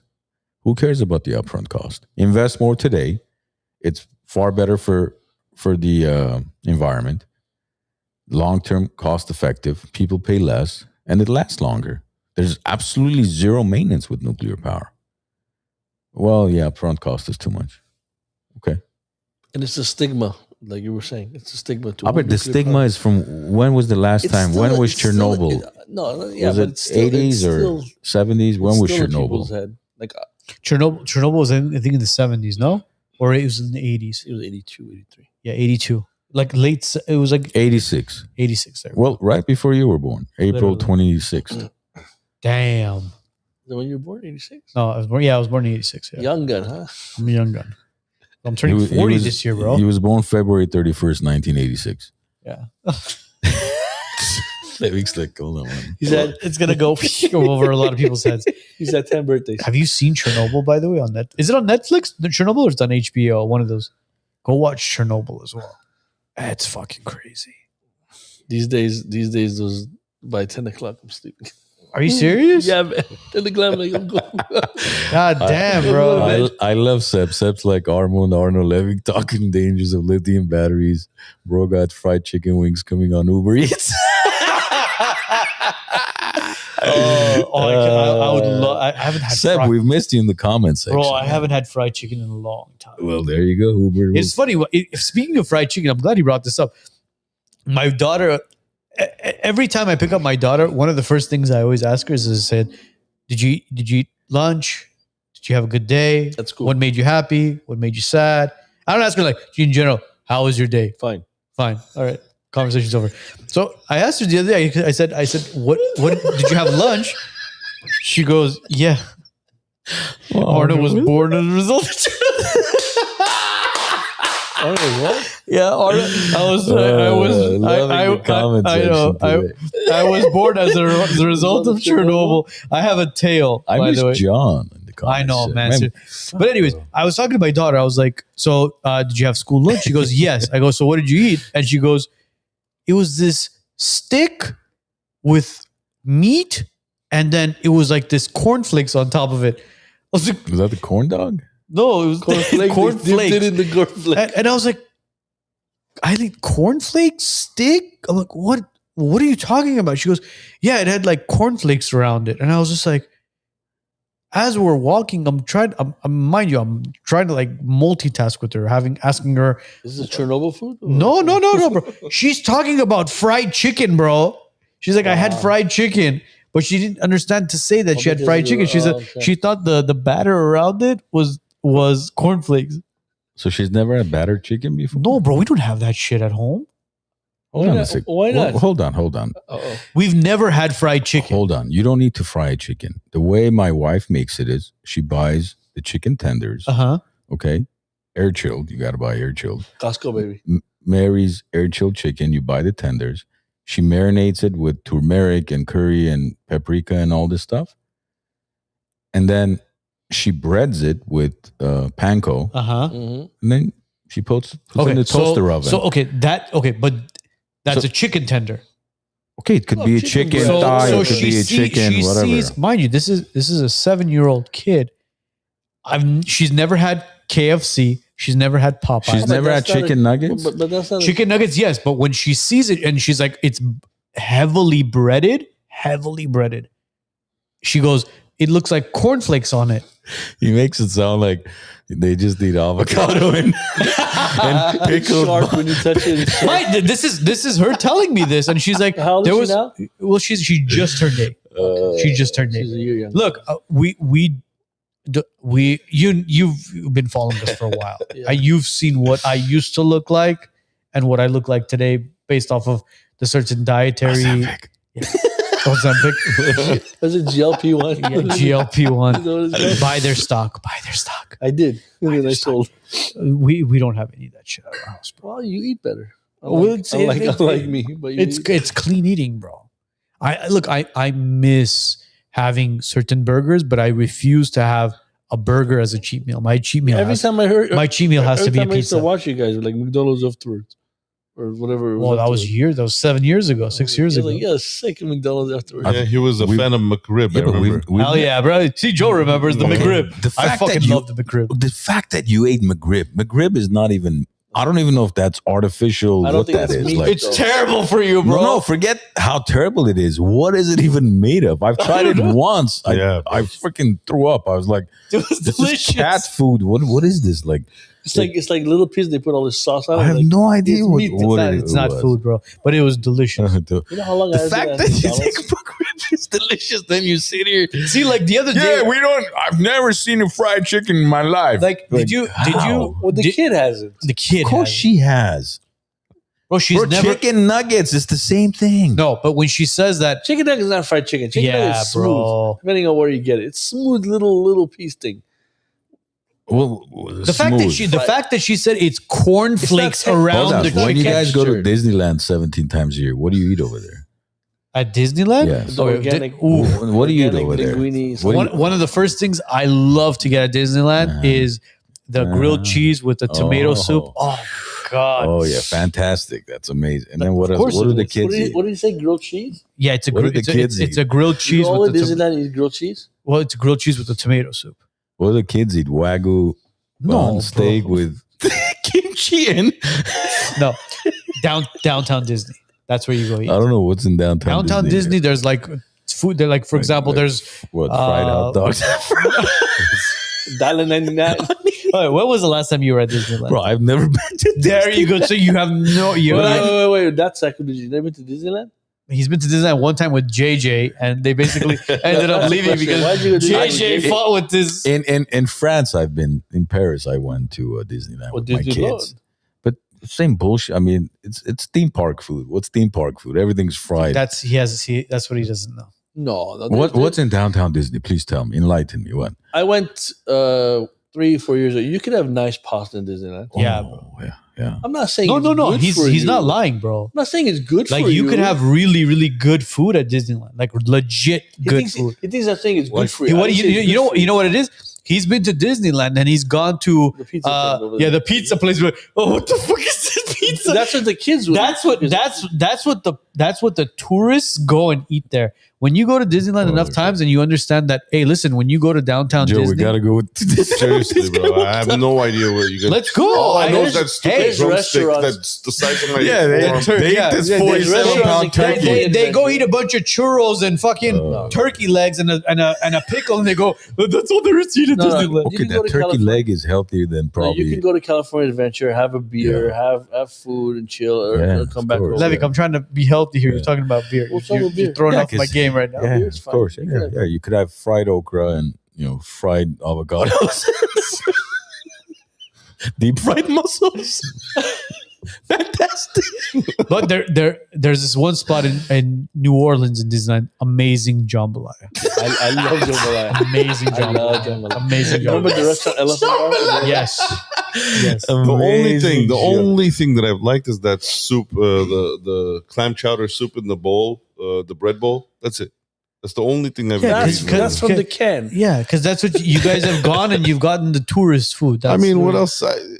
Exactly. What else? Okay, so what is there? I'm curious. now. Listen, you have to understand one I'm thing. surprised you're not the ambassador for Disney No, World. it's not. It's not If you about. go to It's not about. Tomorrowland, they have decent burgers. Look, Okay, if you want to eat that. The thing about Disneyland is you have to understand that Disneyland for people that live outside of OC. I'm not saying LA. I'm saying outside of OC, Orange County, which is where Disneyland is located. It's considered a theme park for them. The people of OC, when they go to Disneyland and they have like annual passes, season passes, whatever you want to call it, they'll literally, I'm not kidding you, bro. They'll go to Disneyland to have lunch, hang out, and then leave. I'm not kidding you. You sound like those I'm people not- who love the Dodger dog. Oh, amazing hot dog. I'm like, what's It is amazing good. about? Bro, What? they threw No, that. They it's threw not that piece bad. of crap in the boiling water, and then they put it in a bun that's but you're going to a game. half What size are you too gonna have, small. filet mignon at So you Dodger gotta Stadium? suck on both. Okay, but you're going to Dodger Stadium. You're gonna have filet mignon at Dodger Stadium. No, I don't need a filet mignon, but What are you gonna eat at a You know thing? what it's like? Like, It's I like went to the Knights game in Vegas. listen. No, wait. And I You know call what it it's like? goy slop. Right? That's what I call You know what it's like? It's like going to Crypto Arena, sitting down either in the nosebleeds 100 section, even the PR level, ordering their nachos or their burger and going, "What the fuck is this?" What? But when you go to certain restaurant like the Lexus Lounge inside the in Crypto Arena, right? fantastic, Of course it is. Have you had their food there? Of course I have. It's great. Yeah. It is. Oh come on, bro! Really? Armand has been to Greece. Nothing. No, compares I'm not. anymore. I'm not comparing. Hold on, you're telling me the Lexus Lounge food is bad?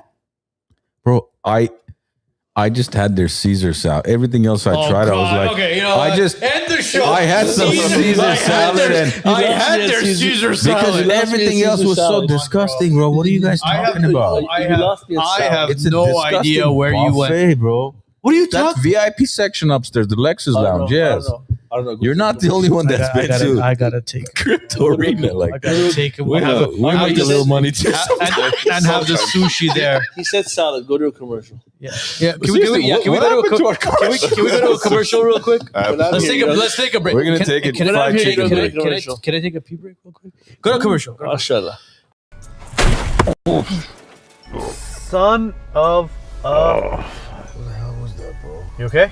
Yeah, man. Oh, Magadichin Law. We should call Alex. If you've been injured in a car accident, slip and fall, or work injury, reach out to Magadichin Law today. At Magadichin Law, we maximize your compensation, you get constant client communication, and we win when it matters most.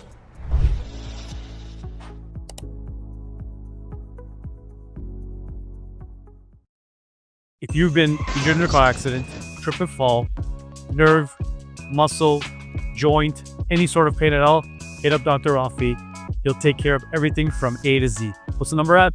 818-407-0007. And tell him the WiseNuts sent you. Well, while Arnold's grabbing a fried chicken, Made him hungry. Oh my god! yeah, you got to try the food at Lex's Lounge. What is Lexus Lounge?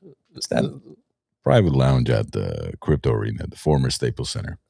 Oh, Crypto Staples Center. Okay, I haven't been there in probably before Kobe passed. Bro, it's like, come on, stadium food is like. Yeah. I would rather eat that the street food where they have those hot dogs with the. So I say eat a nice ribeye at home and then go to the game. Well, forget At least that. you're I'm full. just saying, if you're going to go to the arena, I would rather eat those, the food carts outside where they just have those hot dogs with the onions and jalapeno greens. Like a and burrito whatnot. truck outside. Taco truck. Chop it. It's not a burrito truck. They literally buy like a Aluminum. pan from Smart and Final, like for $3.99. They throw it on a flame, and then they have hot dogs, and then they toast the bun, and $10 for a freaking hot dog. it's better than paying $45 for it. At least I know how they made it. Bro, that Dodger dog, oh my God. But I went to my first hockey game a few months ago. Vegas Knights. Never been to a hockey game. It was pretty fun. See, and Arnold's always at Crypto Arena. He's like, Lexus Lounge is just average food heated under lights. That's tiny for you. He's at Crypto a lot more than you are. And he's at the Dodger Stadium a lot more than you are. You could go ahead and go in, Yes. or no, it's fine. Go ahead. And- I'll put the camera on for 2 seconds. Then, yes. Perfect. Oh, my God. Sit right there. That's Amazing. hilarious. Wonderful. Yeah, no way. I'd rather take the hot dogs too. You did? Yeah, I Yeah. did. I'm on my menstrual cycle. So how long you guys been on now? 8 years, 9 years? Going on 8th year. It's our 8th year, yeah. I remember you guys had like 200 subscribers. Now it's like at 115. I was like 1,000. I was like, that's How long? You been 6 awesome. years you were here, right? yeah, July of Well, not 20. only that, just on Facebook in February, we had close to 30,000 new followers Nice. and over 9 million views just in February. This is just February. Just in February, yeah. Probably with all the different channels meaning from Spotify to YouTube and everything, Yeah, all the platforms. all the platforms, 20 million plus views a month. It's very interesting how like I've been doing the YouTube thing for like 2 years and like whatever, just for fun. It started for fun, like learning the algorithm, when to post a short like at 5 o'clock or like you do it at 1 o'clock, you get like 2,000 views. If you do it at 5, you get like 15,000. It all depends on when people are doom scrolling. Yeah, it depends. But it's crazy. Like when we started this, it was kind of just let's get together, set up a bunch of mics, and just talk. and you've been there since day one, bro. Close, yeah. Close to day one. yeah. I mean, I remember look, one of you. It was funny. I was driving. I was remembering one of you called me and said, I think Arnold called me and goes, "Hey, we got a podcast." My first one was, "What's a podcast?" I was like, "What the fuck are you talking about?" And then I started watching Joe Rogan. I have no idea it's a podcast. I'm just watching Rogan talk yeah. because he had like Jesse Ventura on and whatever. It was fun. And then I started watching you guys. I'm like, "Oh, this is a podcast." Okay, now I get it. Because what it is it's open dialogue in a lengthy format that's recorded. It's very hard to do. Of course it is. I was going to do one during Look, COVID. I was one of the "No one's reasons. gonna go to this." Listen, we've come to the understanding and realization that not everybody wants to sit down where you're at right now and have this conversation because it shows truly who that individual is in a matter of, I don't even want to say It shows 10, by the 15 comments. I'm sure I'm getting hate. No. In a matter of 15 to 30 minutes, it'll show you who that person is sitting right there. Because when these, and I said this last week, and I'm sure you were watching, but when these people go, individuals, guests, whoever they are, they go on the Good Day LAs, the Good Morning Americas, they have a certain script that they have to go by. They're fed the questions ahead of time. They're prepped for it. Like Hillary. Okay. Of course, exactly like Hillary. They sit there, questions are asked, boom, interview's over. They move on to Good the job, next one. yeah. Move on to the next one. But when you invite somebody over and you say, "Hey, listen, we want to have a podcast," one of the first things that they say is it live? Is it recorded? How long is it? And when we say I don't know how it's long it's as long as the conversation will go if for, you're boring, I'll end it. right away, it's kind of like, I don't want to say their guard is, they put up their guard, but it's kind of like they begin to question, all right, so what are we going to talk about? It's like, dude, we'll talk about whatever you want and whatever is happening in society today. Like you came on in 2020, right? Mhm. And what was it, July? July of 2020. I mean, you're talking about 2020, July, lockdowns, vaccines are almost on their way in. People can't go to ball games. People can't go to work. We're doing masks at that time? Were we or was it? Just in general. they Of were course doing- they were, bro. Masks were pushed on us until 2021, 2022, if that. But you see, just a matter of 6 years ago, how much society has changed. And it created a lot of division, unfortunately. Cousins stopped talking to each other. Brothers and sisters stopped talking to each other. Co-workers. It was a phenomenal job by the government, by Big Pharma, to create this division that they were looking for. But here we are inviting people to sit down and have discussions with us, but they're terrified. But it was pretty cool too, where you can see the true quote unquote friends during that time. Like personally, I had people say, "Oh, you're not wearing a mask. You're not vaccinated. I hope your kids get it and whatever." I said, unfriend. Fuck you. Like goodbye. And again, these were people that you had These are people that me and you know, Armand. Like Yeah. we went to school with I them, know. and I tell you the names, they'll be like, "Really, this guy?" I go, "Yeah." I brought her up to them afterwards. I Yeah. said, so I was like, "Wow, how like do you feel now, young man? yeah, you're pathetic. Like you're a loser. You're not a human being." Like at that point, in my opinion. Because at this point, here's the thing. You will not meet a single individual who will say, I regret not taking it. But you will meet a ton of people, and I see them all the time who admit, I regret taking it. Yeah. I have yet to meet one person that says, I regret not taking it. So what does that tell you? Yeah. You know? I didn't. Plus, I deal with the most fragile community, the most frail community Oh, yeah. out there, right? I didn't lose anybody to it. How did you guys lose so many people? Hold on, where were most people dying during the pandemic? It's this place. It's got a big H on It was a top. pandemic, Well, we right? lost a friend to it. I'm not gonna say that. Yeah. But it was a pandemic, right? And thing is, you were right. Like Armand was at that point when he told him, and it's sad. He Like, said, I lost- "Don't go there." Yeah, like I lost a couple people in Vegas, like healthy referees. Yeah. See, when you looked at the Spanish flu that took place, right? Yeah, In 1912, 1913. 1915, Was it 1915? 18. 18. Okay. Yeah, 18. So the Spanish flu took place 1918, and you look at some of you would say the steps certain physicians took and nurses took in order to prevent the spread. You would see people lined up in quarantine. In quarantine, I'm not going to deny that, but windows opened, letting airflow, sunlight in, allowing people to breathe. Whereas during COVID, Were they smarter back then, bro? what were they saying? Stay home, isolate yourself. Don't go to Thanksgiving. Don't go to Christmas. Stay away from people. 6 feet apart from each other. which and was, if you- a, and if which you- was a made up number. And if you get sick, go to the hospital, where they'll stick you in a room where you're breathing the same air over and over and over again. And eventually, if you can't breathe and your oxygen level drops, we'll stick a vent down your throat, help you breathe, where eventually you'll kick the bucket. Pump you with but remdesivir. Here's what you have Yeah, to they're know about expensive. medicine today. Everything we know as of today, especially with Western medicine, it's all designed to turn us into lifelong patients. Even a simple thing as hospital, you talked about, back then they used to take you out into the sun. Hospitals, early 1900s, every patient had to have some time outside in the patio under the sun. Even statistically, if you look at patients today, because today patients are not allowed outside of their rooms. But the patient, by the way, guys, if God forbid you ever have a loved one in a hospital, make sure their bed is next to the window.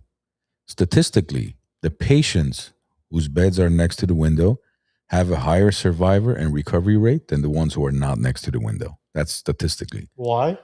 because the sun, The sunlight is the Oh, best the sunlight. the sunlight has tremendous healing powers. Something There- called vitamin D, right? That's what it I is? think that's what it is. Yeah. Okay. Just want to make There's sure. studies where there was a child, Hertanitz, who was fighting cancer, and the only thing that healed this child was the medication. She was not responding to the medication. The moment they started taking her outside to the patio, she started responding to the medication because of the sunlight, and she went into remission. Hospitals, I'm telling you, look it up. Back in the days, the nurses would put you in a wheelchair, take you out in the common area, and you would just sit under the sun for a couple of hours. Now you're locked in like a solitary confinement for however many days you're there. What do you think your prognosis is going to be? It's a losing battle with that. You see? But at least go near the window, guys. Trust me. Open the window. Say hi. My biggest fight was with the airline companies. You had to stand in a mask 6 feet apart from each other prior to boarding, because God forbid you get COVID while you're boarding the plane.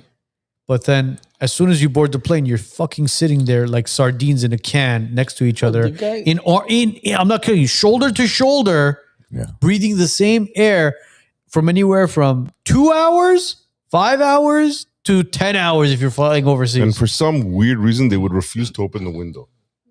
Yeah. I tried that a few times. They kicked me off the plane. I said, can I sit near the emergency exit just in case, I'll open the door. we need some fresh air? But I was in. could Austin- you I imagine? was Look in- how stupid that is. Oh, the common sense was out the window. I was in Austin in 22.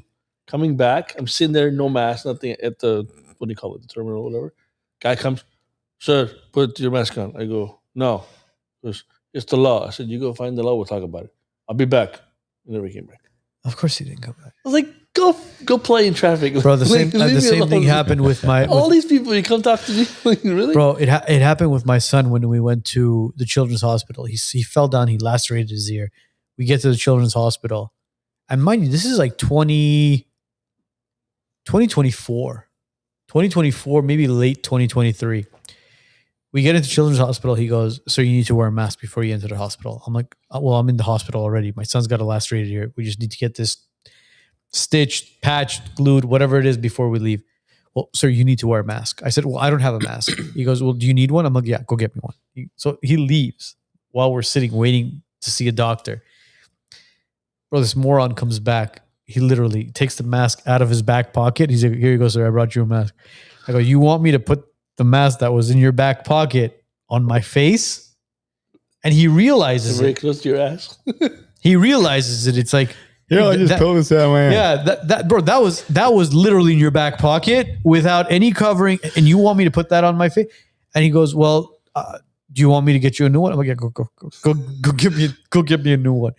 Bro, back and forth. They wouldn't admit us. It's like, dude, the kid's bleeding out of his ear. He's got a lacerated ear. You got to run amok. Yeah, it got to the point where, thank you, God, the doctor or the physician, pediatrician that was going to see my son was a logical Human being. human being, to the point where they said, hey, come in. Don't worry about it. Don't worry about it. We get in, and then like half an hour later, the security guard shows up. And again, I'm not going to bash the guy. He's doing his job, right? He's doing his $14 an hour. whatever it is, whatever he's getting paid. He's doing his job. He comes in with a mask inside of a baggie, and he says, "Sir, I brought you the mask." And thank God the pediatrician was there. I said, "Oh, thank you so much. You can leave now." Wow. Well, I had a guy follow me all the way through Home Depot in Vegas, the one in Summerlin, not the other one in the area. It depends which area you go. All the way down, all the way to the lumber, all the way. I turn and I go, why are you following me? You need to put the mask on. I go, no. And I'm with my dad. My dad's like, you chose him. I go, you want me to put a mask on? Get the fuck out of here, bro. We're at Home Depot. Like, it's a whole warehouse, bro. He goes, you need to put the mask on. I'm like, I'm buying one thing. I'm leaving. Leave me alone. Goodbye. And I left. But he followed me from the front door all the way until the end. It's like, oh my God. Like, common sense was thrown out the window, bro. No. And the fact that you would bring up certain events to these people, as far as like the common sense that I'm talking about, restaurants, one of the best examples. Yeah. You sit down at a restaurant, you can take your mask off, have your meal, Armon's sitting right there next to me at the other table. He's eating his meal. But God forbid, if I got to go to the bathroom, fried chicken, by the way. having fried chicken, by the way, yes. God forbid, if I have to go to the bathroom, I got to put my mask on because I don't want to infect him. Yeah, because what they did is they said, you don't get vaccinated, you lose your job, you can't go to the ball game, you can't do anything. you can't do shit. You can't go to church. You can't do anything. Like they took rights away. First Amendment right was taken away. They divided people. They still do it. Very, very They still do it. strategically. Have you not seen anybody recently driving a car with a mask driving? I mean, it's far and do few it. between. But I'm just curious if something like that came back and again, what percentage of those people would respond the same way and be like, okay, guys, this is different. We need to wear it. Don't be surprised if 20 to 30% respond. Was it the people same way. like they already did? You think only 20-30%? I think it'll be 20 to 30% will respond the same way. There are a lot of people, even I'm not this isn't a political thing, but I think even on the Democratic or the left side will turn around and say, "Hey bro, you know what? This is truly bullshit. I don't want to deal with it." I don't think so. What, you think it's more? I think they would do it. Yeah, I'd be surprised. how many if- You people- think it'll be more? How many people vote Democrat? 44%? Again, this is I don't want to Bro, the moment Gavin Newsom gets on camera with the mask, with the slick hair, can we kick that we gotta wear a mask. I don't know. I just don't think. No, man. I If- hope you're if- right, but If you truly think it'll create that massive division that it did in 2020 where families were fighting. It could have gotten worse. Did you hear what this? I'll always remember this. Fauci was on CNN, and they said, "Why didn't you force everybody to get vaccinated?" And all that stuff. Fauci said, "There are 350 million people in America, and about 200 million people have guns. We can't do that." I was like, oh but my not God. not only that. No, it Look, was just funny. I was like, oh for- my God, he for- actually was honest for the for first time. 25 years, I haven't been able to convince people that listen, you don't catch a cold when you go outside Yeah. from the cold weather. That's not how you catch a cold. Cold weather doesn't equate to cold, like you got a cold now. Cold weather just means it's cold. End of story. For 25 years, I haven't been able to convince people. But can you convince people that when it's cold weather outside, your immune system drops? So if there's somebody sick around you, you're That's- more prone to getting That's not sick. true, Já though. que tá aqui com No. Hold on. So why do people do cold showers and cold plunges to strengthen their immune Well, system no, if that's- cold that's- weather? But that's not what I said. Huh. What I said was, if it's cold outside Yeah. and you get cold, Yes. your immune system drops. And if there's somebody sick around you, That's not true, though. because look, cold plunges, what they help with is inflammation and stuff. No, That's what it it's helps. Closing it's- your pores. It's also Well, cold- for your immune system of it. It has nothing to do with. So you again, this is something that I've looked into as Do far you remember as when Dr. Peter McCullough was here? I asked him specifically about that because I wanted it on record. Remember what he said? what do you say? He said, listen, when you go into especially a room where there's a certain number of people, it could be 5, 10, 100, there's a certain percentage of people who are carrying a virus in their nostrils. Oh yeah, I right? know. Yes. And he yes, said, yes. what I do is when I go home, I do saline spray just to clear my nostrils so that if I did catch a virus from somebody and it's kind of hanging on here, I wash it off so it doesn't develop into a virus. Arm, you know what's crazy?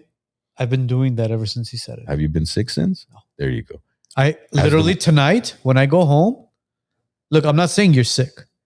I'm not saying But he's we sick. don't know that. I'm not saying anybody is sick. We could be carrying something. Joe was sick 2 weeks ago. Oh, I've been sick. I never catch a cold. I was sick Okay. a week and a half. Meram. Joe, you remember, right? 2 weeks ago he was sick. Where Was he it a toothache or was it sick? No. Last week was a toothache. Last that week, was your menstrual. yeah. Last week was a toothache. That's- I 3 forgot weeks about that. ago was a menstrual cycle. 2 weeks ago was a. Well, now He it's came in with a cold. menopause, You so know what I it's said to him? I said, I literally said, I said, I'm going home and I'm doing a nasal cleanse, bro. Not again, bro. Drives? Knock on wood. He's not lying. You getting medical leave here or what? He's not yet. He's not, on Not yet. medical? No one's paying him for that. Okay, But- the promotion change. Who's not lying? Hmm. No. No one's paying him for that. No, Paying who? no. McCullough's not lying. Huh? McCullough's not lying. Yes, I've been saying that for 25 years, trying to convince people. But the nasal sprays. No, not that specific method, but that your you don't go outside and catch something because of the weather. You catch it because you're around people who were carrying something. Has absolutely nothing. Your kids don't get sick because it's winter. They get sick because they're in class and half the kids are carrying something. It's a petri, exactly. No. They get sick because the parents that are sending their kids to school are morons. That too, but that's what I'm. But then you can't keep your kids home every time somebody goes Zapchu. Yeah, but that's the thing, Upper. You could be carrying something If right your now. kid says hachu, you keep them home. No, if your kid has a fever over 1 or 1.5, you keep them home. If your kid has a fever or a cough, you keep them home. So runny nose, just send them to school, huh? Or a runny nose. I'm sorry. Just let them drool all over. Look, you went to school when you had a runny nose. I went to school. No, your mom and dad did not keep you home. No. You listen, bro. Just like Come on, man. They need to build that immune system. Let's not be the helicopter parents now. It's not about being a helicopter parent. It's about because now I'm a teacher, bro. Everything they have, I have already. You still get sick. you are an adult. When it comes to listen, man, when you're especially younger kids, look, man, you've dealt with this. When a younger kid gets sick at home, it throws off your entire fucking schedule, bro. I understand that if they have a fever, obviously. Not only fever, up at a runny nose, for example. Don't send your kid to school. Runny nose, my kid can't go to jiu-jitsu. What is he going to do? Like drip all over his don't opponent? Send to school. Easier said than done for some people. It doesn't work that way. Yes, it might. Not everybody. Everybody may not have the convenience, but at the end of the day, you have to be considerate. But even without them having a runny nose or whatnot, that's what I'm saying. All of us are carrying something at all times. Whether it's contagious or not, whether you end up catching it or I end up catching it, that's up to our own system. Nobody knows that. But all of us are always, as long as you're around people, you're not living in a bubble, like that Seinfeld character. Yes. Bubble boy. You are carrying something. Look, when you're sick, do you stay home or do you go to work? I go to work. But what do you say? Do you go and interact with people comfortably? Like, oh, you know what? Everything's Sometimes depends if I like you them. are a douchebag. If I like them. You're a douchebag. No, there's a joke. Look, listen, if I'm sick, I swear, bro, I'll try to work from home. If I need to go to the office, I will walk into the office. I will shut my door. If anybody comes and knocks on the door and tries to do small talk, water cooler talk, coffee talk, scotch talk. Okay, I'm just saying, I don't go to work and be like, hey, what listen, up, bro? Like, I don't do that. No orgies, huh? No orgies. Oh, no orgies. No office orgies. No office orgies. When I got a runny nose, no office orgies. It's like, dude, no. I'm so sorry. I'd love to have a conversation with you. I'm sick. Just I came here to do whatever I got to do. I got to get the fuck out of here. But mentioning work, bro. Have you seen some of these real estate reels? These realtor reels on Instagram. It's getting out of hand. Like, I want to leave the industry sometimes when I see these reels, and I say, you know what? I think Meridian, I want to leave the industry. I just want to be like, all right, you know, maybe it's time why don't you get into hospice and home health? I hear there's a lot of money in it. And you get a free G-Wagon. No, I should. Is it $1,000 square foot? I gotta get into just straight up commercial real estate and just leave residential real estate by itself. Which one's easier, commercial or residential? Define easy. Easier to sell. Easy to sell. Residential is easy to sell. Okay. Commercial is much more difficult, but it's more money too. I mean, buying. It all depends on how you negotiate things. You probably do less transactions in commercial. So at the end of the year, maybe you still have done, let's say, 30 million in business. Liability is more. Okay, so how's the market right now? Tell me your professional opinion. I call them professional. Look, man, with the market right now is very. I don't even know where to start. I really don't even know where to start. Yeah. Because I'm stuck now. I don't know what to do. Look, to my house. That's where the 6 fingers go. Yeah, I specialize in LA. Anything outside of LA, I don't touch it. In LA, every time is good. Yeah. So specialize in LA. The Valley right now, meaning Van Nuys, Arleta, Granada Hills, North Northridge, Palmdale. No, that's not the Valley. That's inland. That's Apple Valley. Apple Valley. But that's Breaking Bad. That area, for example, well, of course it is. That's Breaking Bad area. Isn't Apple Valley Victorville? No. Hold on. Inland, Antelope Valley. Antelope Valley. Antelope Valley. There you go. Anyway, but the San Fernando Valley right now, you're feeling a lot of negotiation take place. You'll see a property hit the market, and you'll see it stay on the market for anywhere from 7 to 30 days, and it may not move because you didn't price it right. Whereas for some freaking unimaginable reason, the Tri-City, meaning Glendale, Burbank, and Pasadena, if you put a home on the market and it's a shithole, it's gone within like 3 days. You know how 4 many days. videos I've made? You go over there, there's a little thing, little house fucked up. You go, Glendale, 1.2 million. Bro, I'm not Needs kidding you. TLC. I'm not kidding you. Listen, look at this, bro. I'm gonna show. Oh my god, my phone died. Because there's one. Because I wanted to show you guys a text message. There was a property Here, use on. my phone. Yeah, there was a. I wanted to show you a text message. There was a property on. Again, people aren't going to know the street, but on Lake, south of the Boulevard, south of Glen Oaks, south of San Fernando, south of Victory. right by the post office. Bro, I'm not kidding you. Crap hole. 2 bedrooms, 1 bathroom, complete $1.7 fixer. million. It was $850,000 That's pretty cheap. What 5,500 lot? on a 5,500 lot. Very well said. 5,500 lot. Out of what? What does that mean? 5,500 lot. 5,500 lot. It's small lot, not a big lot.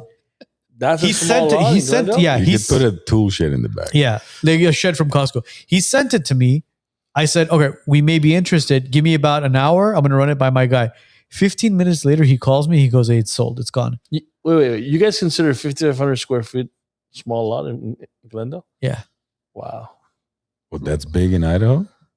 No, it's decent in Vegas. Like No, it's small. mine's 3,900, Yeah, because those No, are it's glorified nothing. No one will townhomes. touch that. but it's 2-story. Nobody will touch Stop that it. in Glendale. Those are like the San Rafael Starter townhomes. Nobody will The touch one in that. Idaho is 10,800. Yeah, that's decent. Yeah. Yeah, but 15 minutes. He texted me 15 minutes later. I'm not kidding you, bro. The timestamps are there. In 15 minutes, he texted me. He goes, it's gone. I go, who bought it? And he goes, some Armenian guy by the name of Artyom bought it. I go, did he see the property? He goes, no, he bought it blind. See. He bought it blind. Because it's like isn't it rare here to find homes under $1 million? Bro, this is south of the boulevard. South of Glen Oaks. South. Lake is like below the freeway. Yeah. Yeah. Isn't that a bit of tracks? Near Victory. Post office. Yeah. It's not- Yes and Below By the Flower. 99 cent it's store? below, bro. It's below Victory. It's below the 5 free or the No, above yeah, above Victory, below Flower. No. Yeah. Oh, Yeah. yeah. It's in between. It's in between San Fernando, the freeway, and Victory. But it's a deal. There's nothing under $1 million. But it's like that. That area is not desirable at all. Upper Well, apparently to him it is. Apparently, yes. Yeah, but if let's say if he wants to build a 2,000 square feet home, he has to spend minimum 800,000-900,000. So now you're in it 1,819,2 million to live there. Wait, did he just buy the land or he bought like? He bought a 2-bedroom, 1-bathroom, 950 square foot house, That's and he paid close to $1,000 a square foot for it. Close to $1,000 a square. yet in Vegas it's 271 square foot, and we complain. Oh man. That's where the market. Affordability, So, bro. Affordability. so that's where the market is at right now. That's the thing. When you think about these numbers, right? It's like, in all honesty, I think to live in LA, especially when you say Tri-Cities, even if you make 300 grand a year after taxes, let's say you keep whatever 220 of it. 220. I mean, you're barely scraping by. You're almost homeless. Yeah, you're like 2 months away from living under the bridge. But the thing Under the 405. the biggest thing, you say that you're absolutely right. But how hard you have to work, and I saw this the first week when I moved to Vegas. When I used to referee in Glendale, let's say you're watching a volleyball game, you maybe had, and Joe would know this, you maybe have a mom watching the game, maybe, okay, because both mom and dad have to work. This is 8-9 years ago because they got to pay, rent, mortgage, blah blah blah. You went to Vegas, mom and dad are there watching the game. Now, 9 years later, you only have mom or dad watching the game because it got a little more expensive in Vegas. Okay, Vegas was $290, now it's at $530 or whatever you want to call it, right? But is that good enough to stay in the quote-unquote Tri-City area where everybody complains that whole famous word of affordability? And I said this to you on the phone. I think it comes to a point where you got to take and I'm not bashing anybody, but maybe I am. Take the blinders off and be like, okay, what am I living for? Am I living just to go work? And some people don't do this, I understand. But am I living to work and just have an $8,000 freaking mortgage every day and make $16K and barely see my kids? Majority of people, some people are blessed that they do that. Or is it, do I take the blinders off and do I be like, okay, let me be a little bit easier in life. I don't want to die at 62 or 58 because of stress, because I work my ass off. Well, that's what's happening recently is a lot of people are realizing that the cost of living has gotten so dramatically high that they're cutting certain things out of their life. They have to. Okay, why has it gotten high? Because the keeping up with the Joneses is no longer keeping up with the Joneses. Okay, the keeping there up you with the go. Joneses has become keeping up with Leonardo DiCaprio. Okay, so if you make this is my biggest thing. This is my when people say, it's expensive. I'm like, hey, a-hole, you make 80 grand a year and you drive a $60,000, $70,000 Lexus. Why? Oh, because I like it. Okay, well, Are we just going to be talking about the cars, or are we going to be talking about the extravagant? Bro, that's one major thing, because during COVID, a lot of people that I knew had BMWs and Mercedes or Lexuses that they were leasing because they couldn't afford it. What I'm going to lost their say, cars. what I'm going to say is going to maybe sound somewhat controversial, but a lot of you guys could take it with a grain of salt if you want. What I've told a lot of people is, when you're invited to a birthday party, a wedding, or an invitation, or as an engagement, and you haven't seen these people in over a year or 2 years, don't fucking go. Yeah, I agree. I'm sorry, but don't go. You get an invitation for a wedding 4 years later. He goes, I went to your wedding, gotta come to mine. No, I haven't seen you in 4 years. I gotta come to your wedding? Like, why? You came to my wedding 4 years ago. I haven't seen you in 4 years. Apparently, we're not friends. So why am I coming to your wedding? And apparently now it's way more expensive. If the only time we're going to be communicating and seeing each other is from event to event, yeah, wedding, funeral, baptism. You know what? They're not friends, bro. You They're know not what? even acquaintances. I'll say happy birthday to you on Facebook. Maybe if that. Huh? if I get reminded and I remember. I go but look, that's a small little thing that should be cut out. Bro, I know people that, I'm not kidding you. Like these are individuals where we keep in touch with them. We talk to them, group texts, we hang out, have dinners and stuff. Us planning a little get together with the kids and them becomes a challenge, because they go, well, Friday I have a wedding, and then Saturday I have an engagement. Yeah, like and then you have no time. And then, I have no time. And then they ask us, and then we're just like, bro, just fucking pick a day. If it has to be a weekday, just to see each other, just to hang out for an hour. And then, and then when you ask them, I'll we do say, a pretend colonoscopy. Just go. they go. I asked them. I said, hey, so whose wedding are you going to? Well, it's my dad's cousins, neighbors, dogs, trainers, niece. I'm like, so when was the last time you saw this person? Well, I really haven't seen them. They just gave a card to my parents, and they gave a card to me. Well, don't go. We'll talk. And exactly. And when you say, well, don't fucking go. And the worst part is they go, well, I got to go buy a suit for the wedding and this. It's a $2,000 event. Investment. Yeah. Well, not an investment expense. And then now, and not to mention today's wedding standards, you can't take like $200 per seat. Yeah, I heard about that. You're talking about that. I was like, oh my God, what happened to the prices? Yeah, it's funny, bro. Compared to mine 12 years ago. Our second, we got to go back and listen to that second episode. Our second episode we ever did was called Weddings. Right. And we were talking about pricing. We were talking about like all that stuff. And if I'm not mistaken, I got to remember correctly, but we said that it would be embarrassing if you were to take $100 or $150 per person. Yeah. Fast forward 7 years now. That's the plate. Now it's based off of. Now it's embarrassing to take $200. The bridal house they rented, and then the cars they rented, and then the venue and everything. But isn't that the plate cost now, minimum? At all the plate cost, bro. What are you talking about? The flowers alone are like $200,000. It's like a fucking mortgage.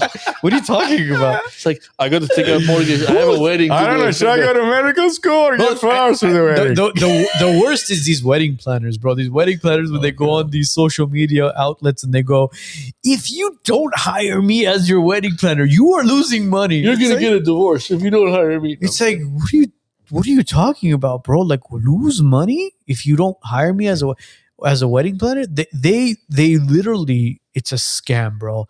They talk about, if you hire me as your wedding planner, not only will you be paying for my expenses, but I will save you 20% off of the entire wedding. But pay me more than 20%. So then it's like, all right, so stop. You don't save jack shit, because the flowers that were going to cost you $10,000, they charge $30 because that's $20 is their portion. Yeah. and then the camera guy, the DJ guy, the Tamada, the MC guy.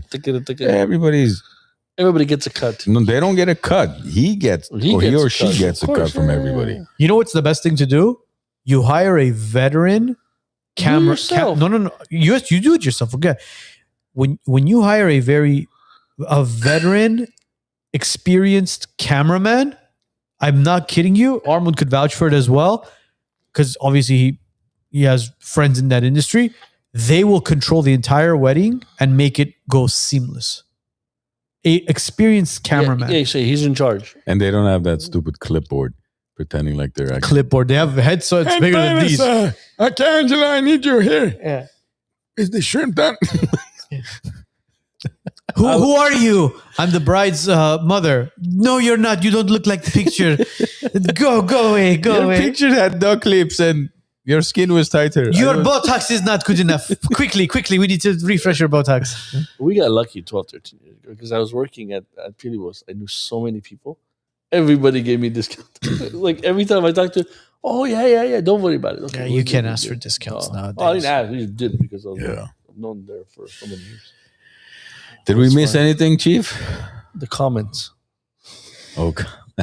You're not commenting today. I can't comment. In capital letters, Mr. Levik. Capital letters. In capital letters. Sam was asking, when are we doing meet and greet again? Oh. Hopefully in a few months we can do that, huh? Hit us up. We can do cigars here. The people asking those questions on Instagram. Is it Instagram you guys do? Bro, you got to be a little more specific. Oh, as far as what? God, you guys do it every Wednesday or whatever it was. No, you guys don't do it anymore. Wacky like so Wednesdays. like a vague question. You're like, okay, how am I supposed to answer this question? I don't know. The problem is with Wacky Wednesday, we got to figure out a platform or a way where we could really, really, really make it anonymous, because you got to call in. Yeah, either that. Like I called in many, many times. Or that. Either call in privately. Calls can come in private, right? Of course. Okay. No, there's no such technology. No. As far as like on our 800. Well, here, let me tell you this much. Our 800 number. Yeah, when you call an 800 number, though, even if you set your calls to private, since we're paying for it, it unblocks the number. Okay, Joe, that's not what we wanted people to know. I have to be honest, though, right? Well, you can get an 818 number. Yeah, I mean, you could always call private, but or we could have a section on our website. We never. That's not the concern. It's even they could be thinking, oh, what if the guys, they're hanging out, they have a drink, and they mention, Levik just came out of the closet. What I can do, oh my God, the running joke for what we can do is set a form on the actual page where it blocks out, like they don't have to put in any of their information. Yeah, something like that would be the most anonymous way. The juicy stories come out when people know for sure it's anonymous and nobody's gonna ever know. Because the first 3 weeks we had some really crazy stories. Yeah, I mean, you saw them, right? Yeah. Where some of them are vague. It's hard for you guys to answer. Like, I can't answer this question. Yeah, but again, is the husband beating the shit out of the wife, or is it this? What's going on here? Yeah, it's like, please don't tell anybody my ex-husband beat the shit out of me. Like, it's like, I'm not happy. What is this? A sexist marriage? What's going on? Like, talk to me. So imagine if it's truly anonymous and you have like a good page to write, then you'll get the details. Honestly, I'm not asking you. All right, whatever. And then you'll start maybe submitting some things. Me, no. Are you gonna be an hour or 2 hours ahead when you're in Idaho?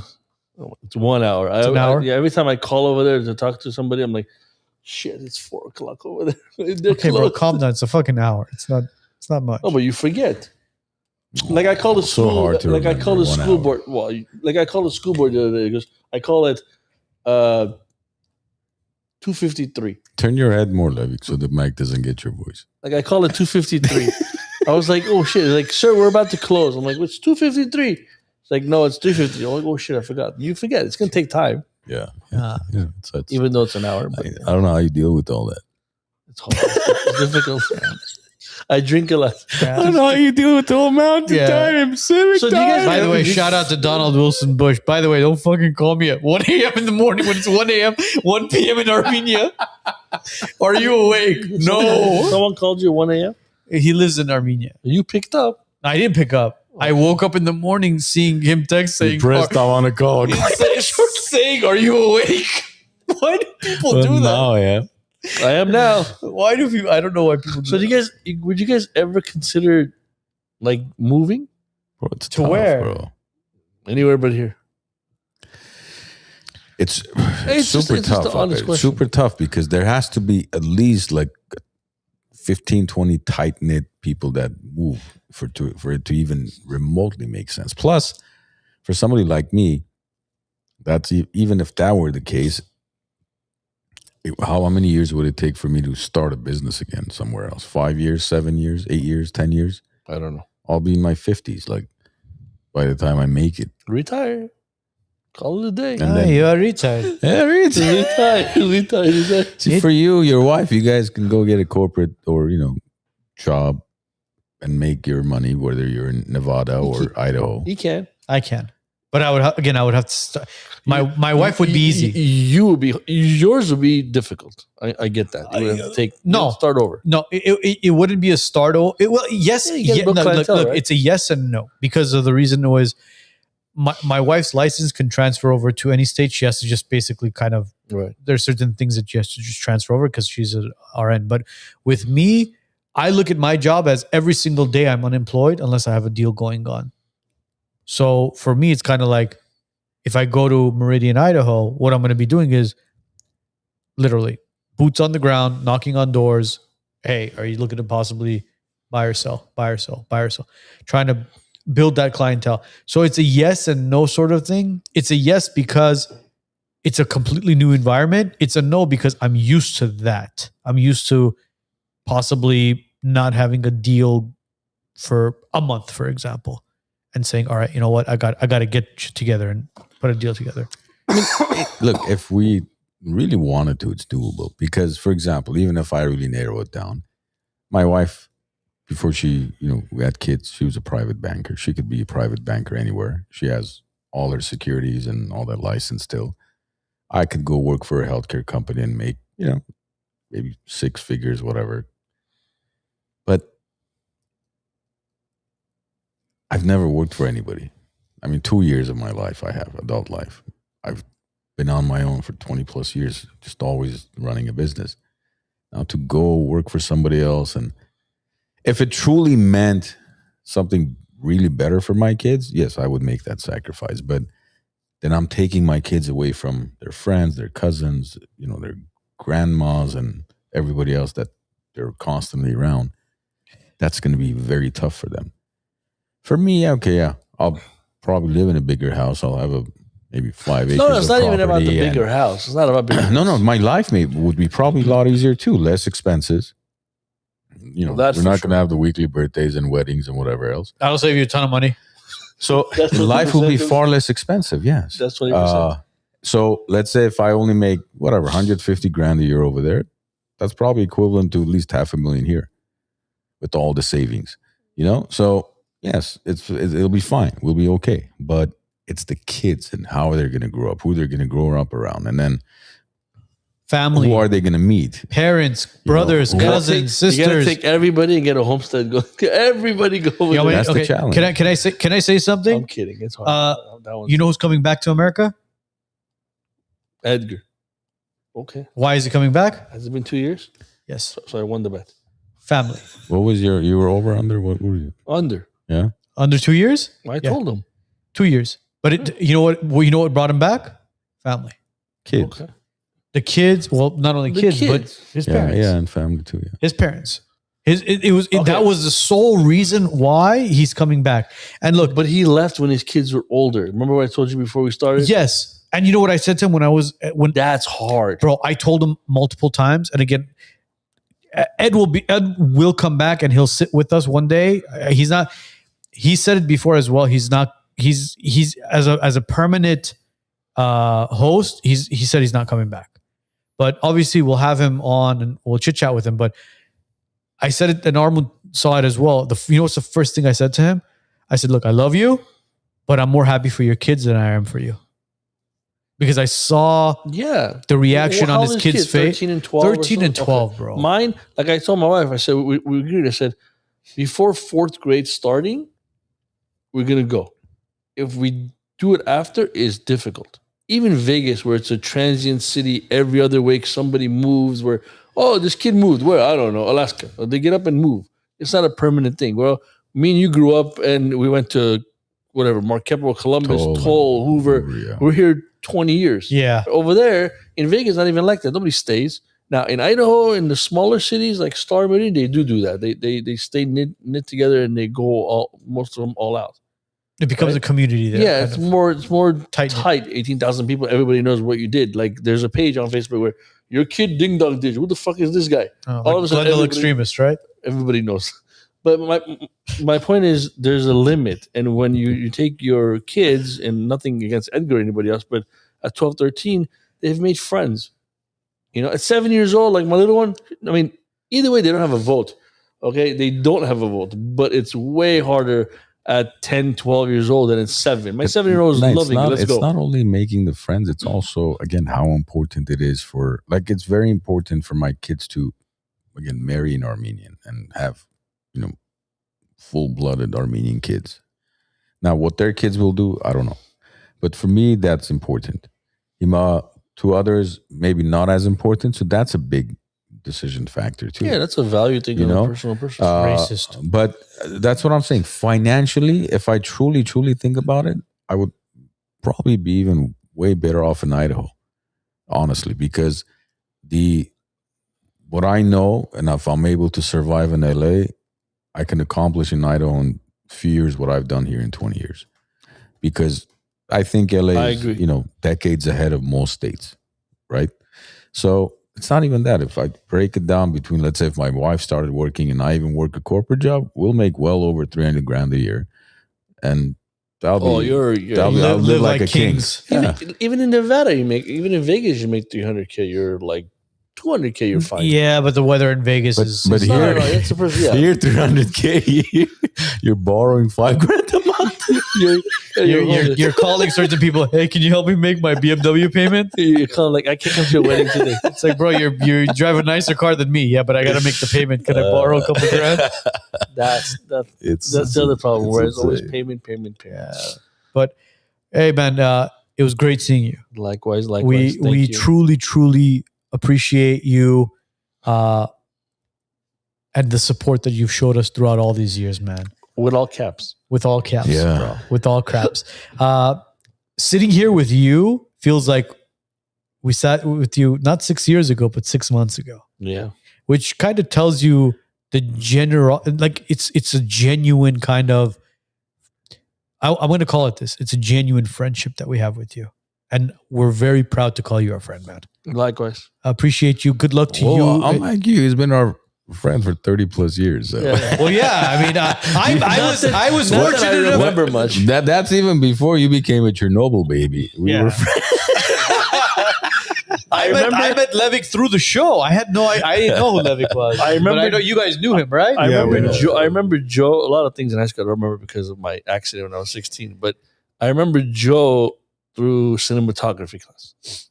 Yeah, Joe, I remember. Yeah. Everything else, I don't remember that much. It's like a night in Vegas. I don't remember.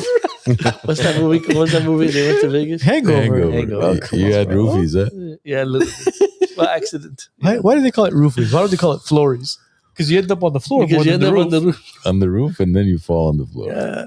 I think you're flying at that point. Brother, good luck to you and your family. I know you guys don't need it, but we wish you truly the best. Thank you. In your new journey to Star, Idaho. Thank you. We'll take all the positive. Take your star with you to Idaho. Show them what real Armenian star is. There you go. Oh, yeah, we're going to do kebab. Don't worry. Yeah, don't take the commie star. No. We'll take the red, white, and blue. There you go, brother. Everybody else, thank you so much for tuning in. Today's episode will be up and running on Spotify, Apple Podcasts, and all major platforms mañana. Have a great week. Have a great weekend. And we'll see you guys all next week.